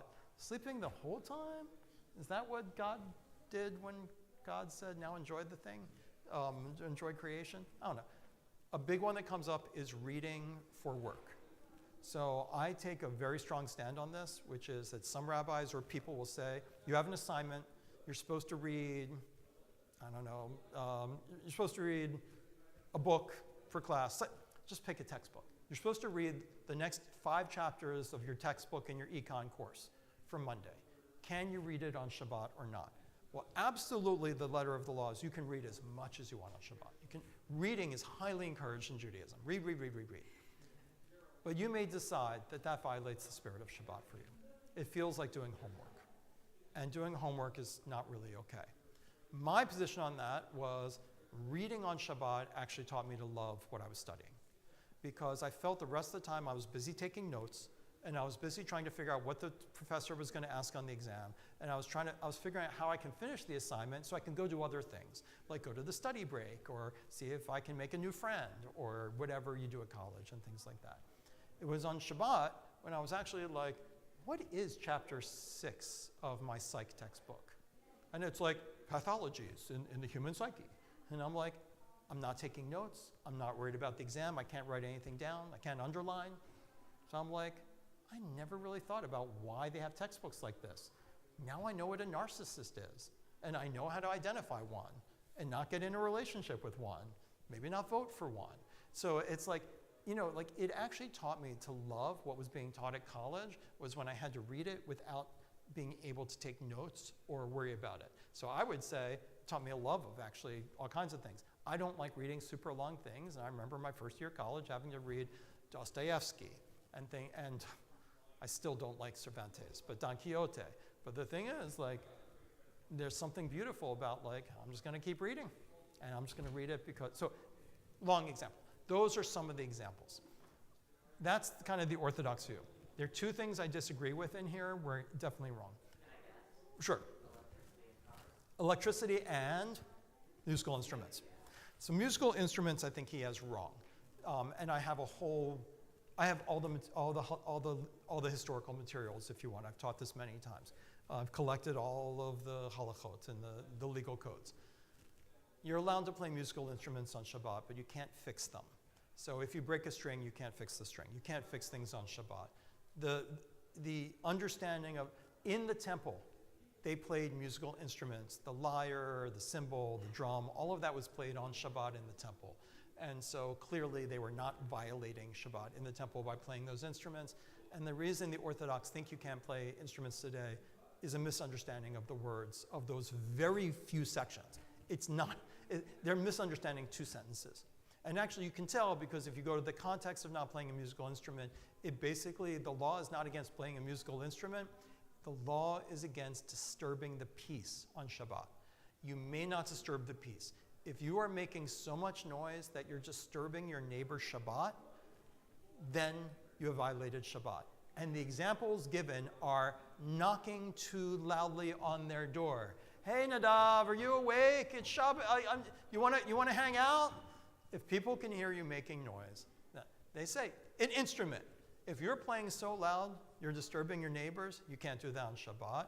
And if you have something in your property like a windmill or, I don't know, something, chimes. It says there, this is the actual context. It makes noise and it disturbs people who are trying to rest on Shabbat. Shabbat Shalom, the peaceful Shabbat, you can't do it. So it's not instruments. The reason I say that is I like playing instruments on Shabbat. You can't compose, you can't write anything down, but I make music and I make songs. I think it's a beautiful way. I play piano, play guitar, sing. Listening to music is a huge part of Shabbat for me, always has. I love listening to music on Shabbat. So the idea that music is forbidden on Shabbat is a terrible mistake. And the other is cars. You can't drive a car that has combustion because even if it's a hybrid, there's no way around the fact that spark plug is making a spark and lighting fuel on fire. You just kindled fire. I mean, I agree with the Orthodox about that. They don't want to look at electric cars. If you have a full EV, it does not satisfy the legal requirements of what burning is. If you are burning something according to the code of the Maimonides Code of Jewish Law, it has to use up the fuel. So it has to be like a piece of wood that burns up. You don't burn up the chemicals in your battery. You're changing their state, but their state can be changed back. You don't dispose of them. If you have a battery that runs out and you chuck the battery, that's probably not permitted because you've actually used up the fuel. But in fuel that recharges, you're not using it up. Go ahead. I have a Hasidic cousin, Mm-hmm. and when I stayed with them, the air conditioner was on the fritz, and I spent a lot of time. I went outside looking for a Shabbos point. Right. So the rest of the Shabbos point. So I will say, according to me, electricity is not fire. The sermon I gave on it, which became a podcast, it is in the category of shavut, meaning this. So for the Orthodox, their attitude, and they're wrong about this, by the way, their attitude is electricity is fire. Electricity is not fire. The flow of electrons is not fire. It doesn't burn up the wire that it's going through. And if you're like, well, there's a power plant somewhere that's burning fossil fuels, that actually is not a violation of Shabbat because it goes to another obscure area, which is you are allowed on Shabbat to participate in communal things. Like if someone's having a hot dog barbecue and they offer you one as you walk by the park, you're allowed to eat it, even though it was cooked on Shabbat, because you're allowed to benefit from something that's done municipally. So a municipal natural gas plant that is lighting these lights is okay. But going back to what you said, electricity, so how about your cell phone? How about other electronics you have? Are they okay or are they not okay? And the answer is, it's up to you to figure out whether they violate the spirit of Shabbat or they don't. They certainly cannot be used to do anything that violates Shabbat. So that if you want to use an electric lawnmower to cut your lawn, you can't. It's not the gasoline, it's the lawn cutting. That's what's not allowed.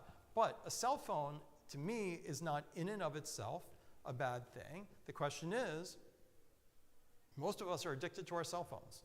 And you're not going to have a real Shabbat if you use your phone. That said, I used to be very strict about the phone until in my first rabbinate, about 2 years in, I was doing Friday night services, and this guy who was this tall, who was 1,000,000 years old, who was just like the nice guy that you're like, he offered me his extra pickle at the Kiddush, and he just seems like a nice, sweet old man who barely hears.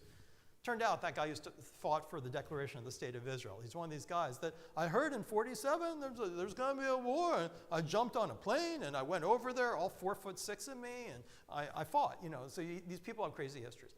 And he once raised his hand when I was talking about not using his cell phone on Shabbat. He said, Rabbi, and I was like, Irv, what are you going to tell me?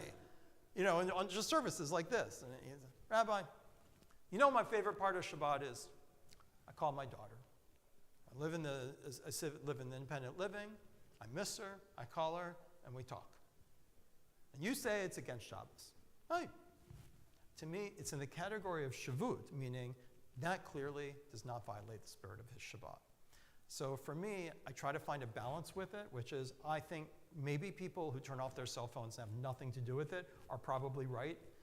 I try to limit it to something I consider to be truly in the spirit of Shabbat. Same would be true of television. It is commonly assumed that watching a television commercial is Shavut because someone's trying to sell you something and you are participating in selling and buying. If you just stream a movie with no advertisements, that has been discussed in conservative literature. Is that a bad thing? I don't get to spend a lot of time with my kids. If I can sit with them and we're all going to watch The Wizard of Oz, and I work my whole life. I work 7 days a week. If that's on Shabbat afternoon, I don't know if that's the wrong thing to do, especially in nice snow and make a little hot chocolate. So what am I saying all this stuff for? The reason I'm saying and electric cars, so anything with electricity, you have to ask yourself, should I really be doing this or should I not? Now, for the Orthodox, it's easy, which is they use Shabbos Goy. It's not easy. It's not easy, but it's an easy decision. Anything with electricity is fire. Don't let the rabbi tell you it's not. But if something goes wrong, like it's really cold in here and I need someone to turn up the heat, I can't touch that because it's an electric thermostat. And since I can't touch that, I have to say out loud, I wish there were a non-Jew around right now to turn up my thermostat.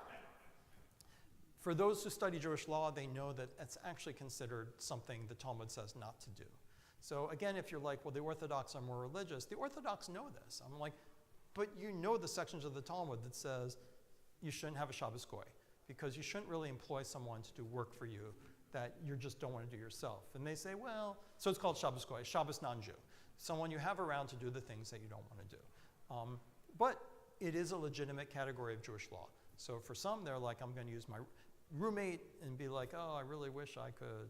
But like, what is it you need them to do? I mean, like, I think the fussiness over the electricity has really been a decision by the Orthodox movement to distinguish themselves from everyone else. the main distinguishing thing between me and an Orthodox person is electricity on Shabbat and separating gender on Shabbat. And I've told you before that separating gender on Shabbat with a separation barrier, it's not in the Bible anywhere, and it's not anywhere in the Talmud. It was adopted from Islam in the 1100s, after the Islamic conquest. And so the idea that somehow that makes you Jewish, to make sure men have to be with the men and women have to be with the women, is bizarre. But the other one is electricity, and I'd rather just be like, fine. You know, like you guys say electricity is fire, whatever, but it's a big distinguishing mark. So I know we're coming to the end, and I know I didn't generate a discussion, but the point of all of this was, how can you design a Shabbat practice that works for you? And can you allow yourself to be in the timeline where you're going to be in 10 years doesn't have to be where you are now? There's always room to change. So you may have a roommate, and you may be like, look, I can't just say, I don't know, having college football on all day blaring from the TV, I can't keep Shabbat, you got to turn it off. You may be like, that's not what I'm going to tell my roommate right now. This will come up with being kosher. When we get to being kosher, there's only so much you can do when you have roommates. All right, and we'll talk about that. But like, really think about not how do I become the perfect Jew overnight. There's no perfect Jew. My mom's a pretty good Jew, and she guards on Shabbat. I'm a pretty good Jew, but I check my cell phone. How can you start your practice? And my simple ideas are, start with Friday night. The Friday night, it's not so much the restrictions as it is the to-dos. If you can, light 2 candles. If you're not allowed to light candles because of your landlord and the HOA restrictions, then light 2 LED lights. Have yourself food that for you is special, right? If you had someone buy you food and they know, Nadav loves green curry, get yourself a green curry. Buy it, I don't care, make it, whatever you want to do. Get some food that you like. Treat yourself, like pamper yourself. In time, at some point, consider inviting guests to participate in your spiritual practice. People have no problem inviting me to do yoga with them. You should have no problem inviting Jews or non-Jews to come over for dinner on a Friday night. Just give them dinner and say, you don't have to tell them you're doing the Jewish thing or say, I'm doing the Jewish thing. The idea on Friday night is I don't go out to the movies, I don't do homework, I stay home, I eat nice, and maybe invite some guests over. Or you guys come over, right? You see the 2 candles, but yeah, like I just want to have you guys over. That's the foundation of Shabbat. I would start on Friday night. It's positive, maybe get yourself a movie or a good book or whatever it is, or go someplace, go to Hillel, or and be with other people. Start with Friday night. In time, get to Saturday. Get to do, whether it's coming to synagogue, which I think is powerful, and some of these restrictions of that I talked about. If you're working, because some of you will have required shifts that you need to do on Shabbat, don't beat yourself up about it. Right now, I have shifts on Shabbat. It doesn't mean where I'm going to be in 10 or 20 years. My brother was a veterinarian. Saturday is their big day, right? And he's a member here and he's observant in his own way, like we all are. His attitude is, he's like, look, when you're low person on the totem pole at the veterinary practice and Saturday is the big day, you're working, right? And you're on call Friday night. After 10 years, maybe you're not low person on the totem pole. So he got to the point where he's like, number one, I'll work Christmas and I'll work Easter, and you make big money from those emergencies.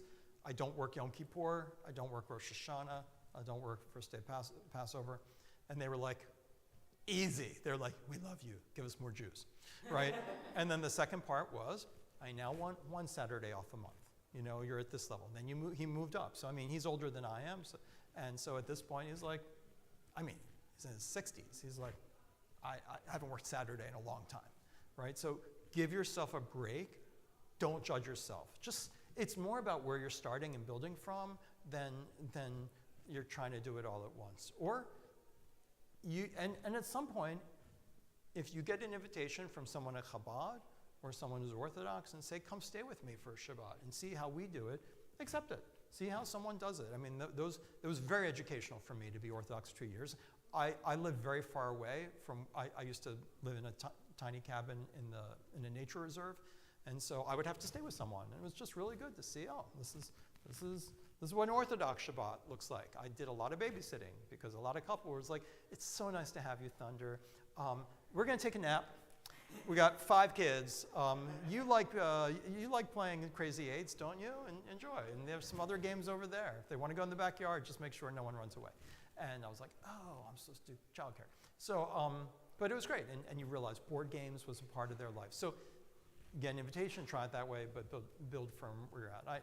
I did, as always, I talk longer than I want to, but I'm also trying to fit. I talked to someone who's taking a course somewhere else, and they're like, we meet 2 hours a week every week, plus we have to go to every service. And I was like, I don't have time to do that, so I know I'm fitting 3 lectures or 3 classes into one. I'll tell you what, we're meeting on Wednesday. I don't want to keep any longer. I'm going to ask you on Wednesday, even though I know we have another topic, will you at least share some of your Shabbat experiences, some of your Shabbat thoughts, and some of where you think you might want to do, or any of your questions you have. But at least now you know. This is where it is in terms of rabbinic law and Torah law and the spirit of Shabbat and why we do it. And I hope that is helpful to you. Sure. So like you mentioned prohibition against hunting on Shabbat. I'm just like confused about the logistics of hunting at all. Like what would you do to hunt like for kosher slaughter? Cutting animals in half, shooting with a bow, and just like catching everything in nets and then like clubbing them and then cutting them through? Like what exactly is that? So, no, it's a great question, a good hunting question. So that there's a debate in Jewish law, because remember, you can have variation, just like I've told you before. Vermont has different laws than Texas. They're still in accord with the Constitution. Unless the Supreme Court decides Vermont's wrong or Texas is wrong, they can stand. So we have that same pluralism. Some positions in Jewish law find all hunting to be forbidden. And so the other position is that hunting for sport is certainly forbidden. Hunting for sport where you don't eat the animal is forbidden. But if you hunt and you eat the animal, it's okay. So the answer is the rules of kosher slaughter do not apply for hunting, and you can hunt with a bow and arrow. And then you follow what it says in Leviticus chapter 15, where it says that when you're hunting, what you do is when you get to the animal that you've hit with a projectile or trapped, if you can't capture it live. If you capture it live, you can take it and slaughter it. But if you're hunting it, you can kill it. Then you put it out of its misery. When you put it out of its misery, open up the jugular and then have the blood go out on the earth and cover the blood. And then you basically say, and for me, it's very like indigenous. It's really a piece of indigenous wisdom. At that point, you make a silent prayer that you basically appreciate the life that you've taken. You've shown respect for its spirit by putting the blood of life into the earth and not partaking of it. And you're grateful for you're basically grateful for being able to take the flesh. So you don't have to have it slaughtered by a professional slaughterer. The reason I just ask is I don't like industrial farming. If I could hunt, I would like to. You're allowed. Do that and go on or just so can you use a rifle? You have to use them there. No, you can use a rifle. But you also couldn't get it processed at most processing facilities you use yourself. I know a lot of them will have pork that they use. So, that's really in the details, which is great. But these are I love halakha. Can you take to someone who processes? The answer is you could take to someone who processes if they clean their equipment first. So one thing I didn't know until later in life is that it used to be that kosher slaughterhouses, there were a bunch of them, and in this country that processed. Then Rubashkins, one particular company, wiped them all out by undercutting them. The way Rubashkins undercut them, you want to guess? They rented out. They didn't open up their own slaughterhouses. They rented out ones for 1 day a week. So, and that became the prevalent kind of kosher meat in this country. And they were the ones who were accused of unsafe and harmful practices. So their attitude is, we've rented for 1 day, we've just washed the equipment. So I would say that if you know someone who processes carcasses, which is a huge amount of work, then I would just say something like, certainly if you could bring them knives or have them clean their knives first. There is a tradition there's a rule. I know I'm down in very big details of Jewish law. you don't make a knife or an implement or a pot unkosher by having something unkosher in it unless it gets hot. If it's been cold or lukewarm, then all you have to do is wash it. So since they're not using heat in a slaughterhouse, as long as you say, please wash, literally just like wash off your tables and wash your knives and stuff, then you don't have to worry that they butchered a pig the day before. Anyway, or you process it yourself. But you can use a processor. That's the truth of it. Anyway, it's a fascinating thing. I would eat meat. I would eat meat again if it could be done humanely. Another example, we'll get to kashrut, but the big issue in kashrut is that for the Orthodox, the only thing that makes an animal kosher or not kosher is the way it's slaughtered, and that's not what the Torah says. So the word kosher means fit, and it means like appropriate or fit. It doesn't just refer to like, it means like, I don't know. If you say, can I take a 4th level econ course? I'd be like, are you kosher for that? Meaning like, are you appropriate? Did you take the prereqs? And if you're like, yeah, I did summer school, I'm kosher for it. Like, it just means fit. If you're like, Nadav, I'll cut your hair. And I'm like, you have training in that? You know what you're doing? It's like, are you appropriate to be one? So the answer in being fit is that the animal's not fit if it was the recipient of cruelty. That is against Jewish law. So for people like me, the kosher meat that's out there, most of it isn't kosher because you can't violate commandments in order to satisfy a commandment.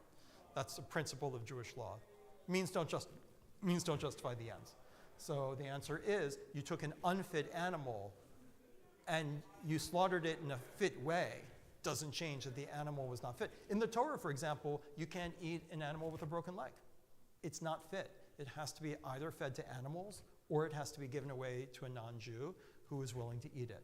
But it's not fit for a Jew to eat an animal that is diseased or lame or has birth defects. I mean, I want to be careful not being too ableist there, but that is deformed or something. So bottom line is that when I did eat, I used to order from Whole Foods. So Whole Foods was a small company that contracted with Amish farmers and individual family farmers that raised their animals full, like you could get pictures of the animals, and then family farm, you could see it on the camera. And then they would have a kosher slaughterer do the slaughter, and they would ship out the meat, and I would do that. I was like, obviously, I mean, the goat got to be a goat, cow got to be a cow, got to have a cow life. Yeah. But I'm terrible about dairy. So my goal is far down the line is that I do know that dairy is probably, factory farm dairy is not great, and it's not my resolution for this year. And I know I'm getting older, but I know my resolution one year will be to eliminate dairy because of the way it's produced. I think it's great that we have the genetic variation that allows us to have dairy, and I love it, and I love cheese, but at some point I'm going to have to do something about that.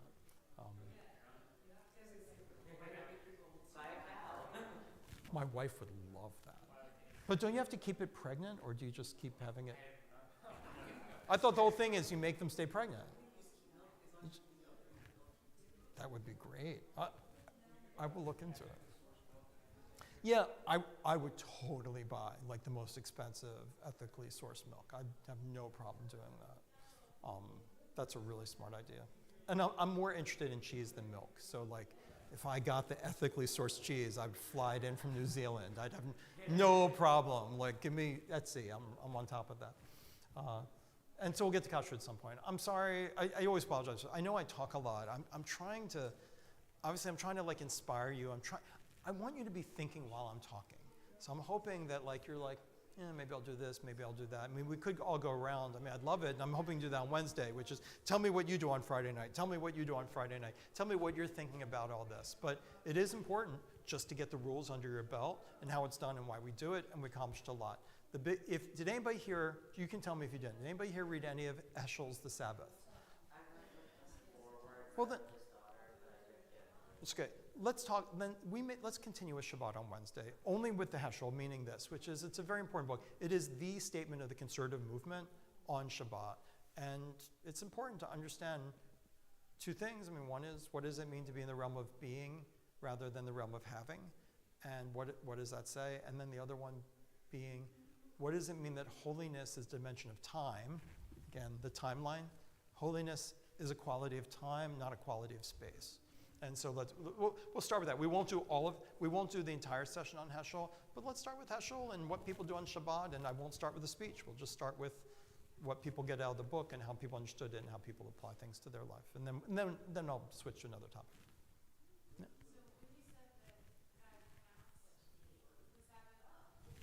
Yeah. Yeah, creation complete.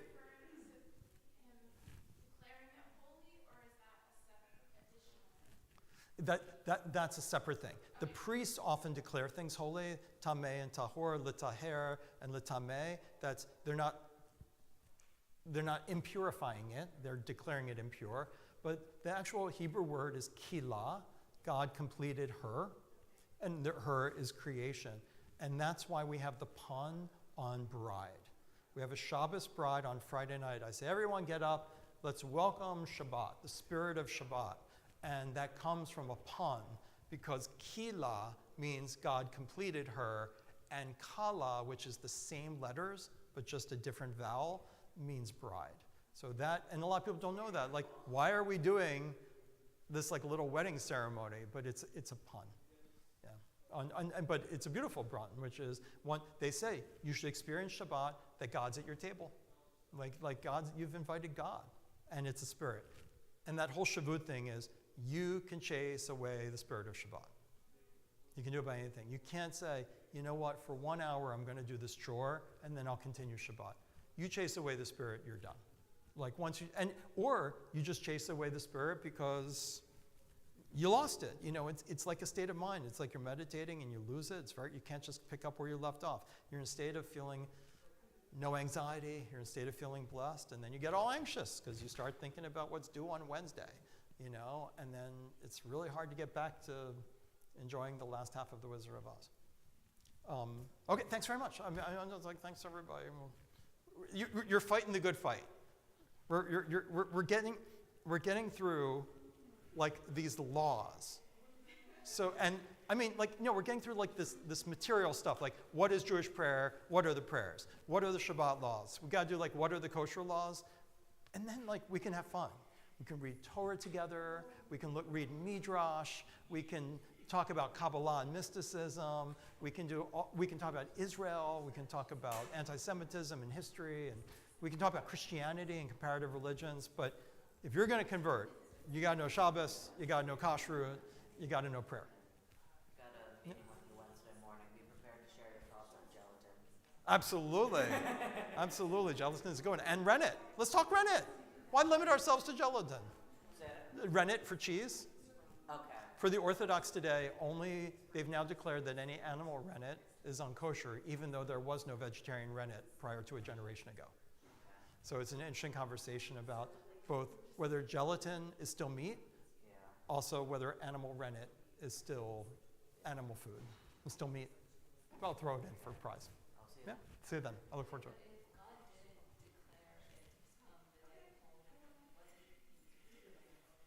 Oh, so he pronounced it complete. Like I'm sorry.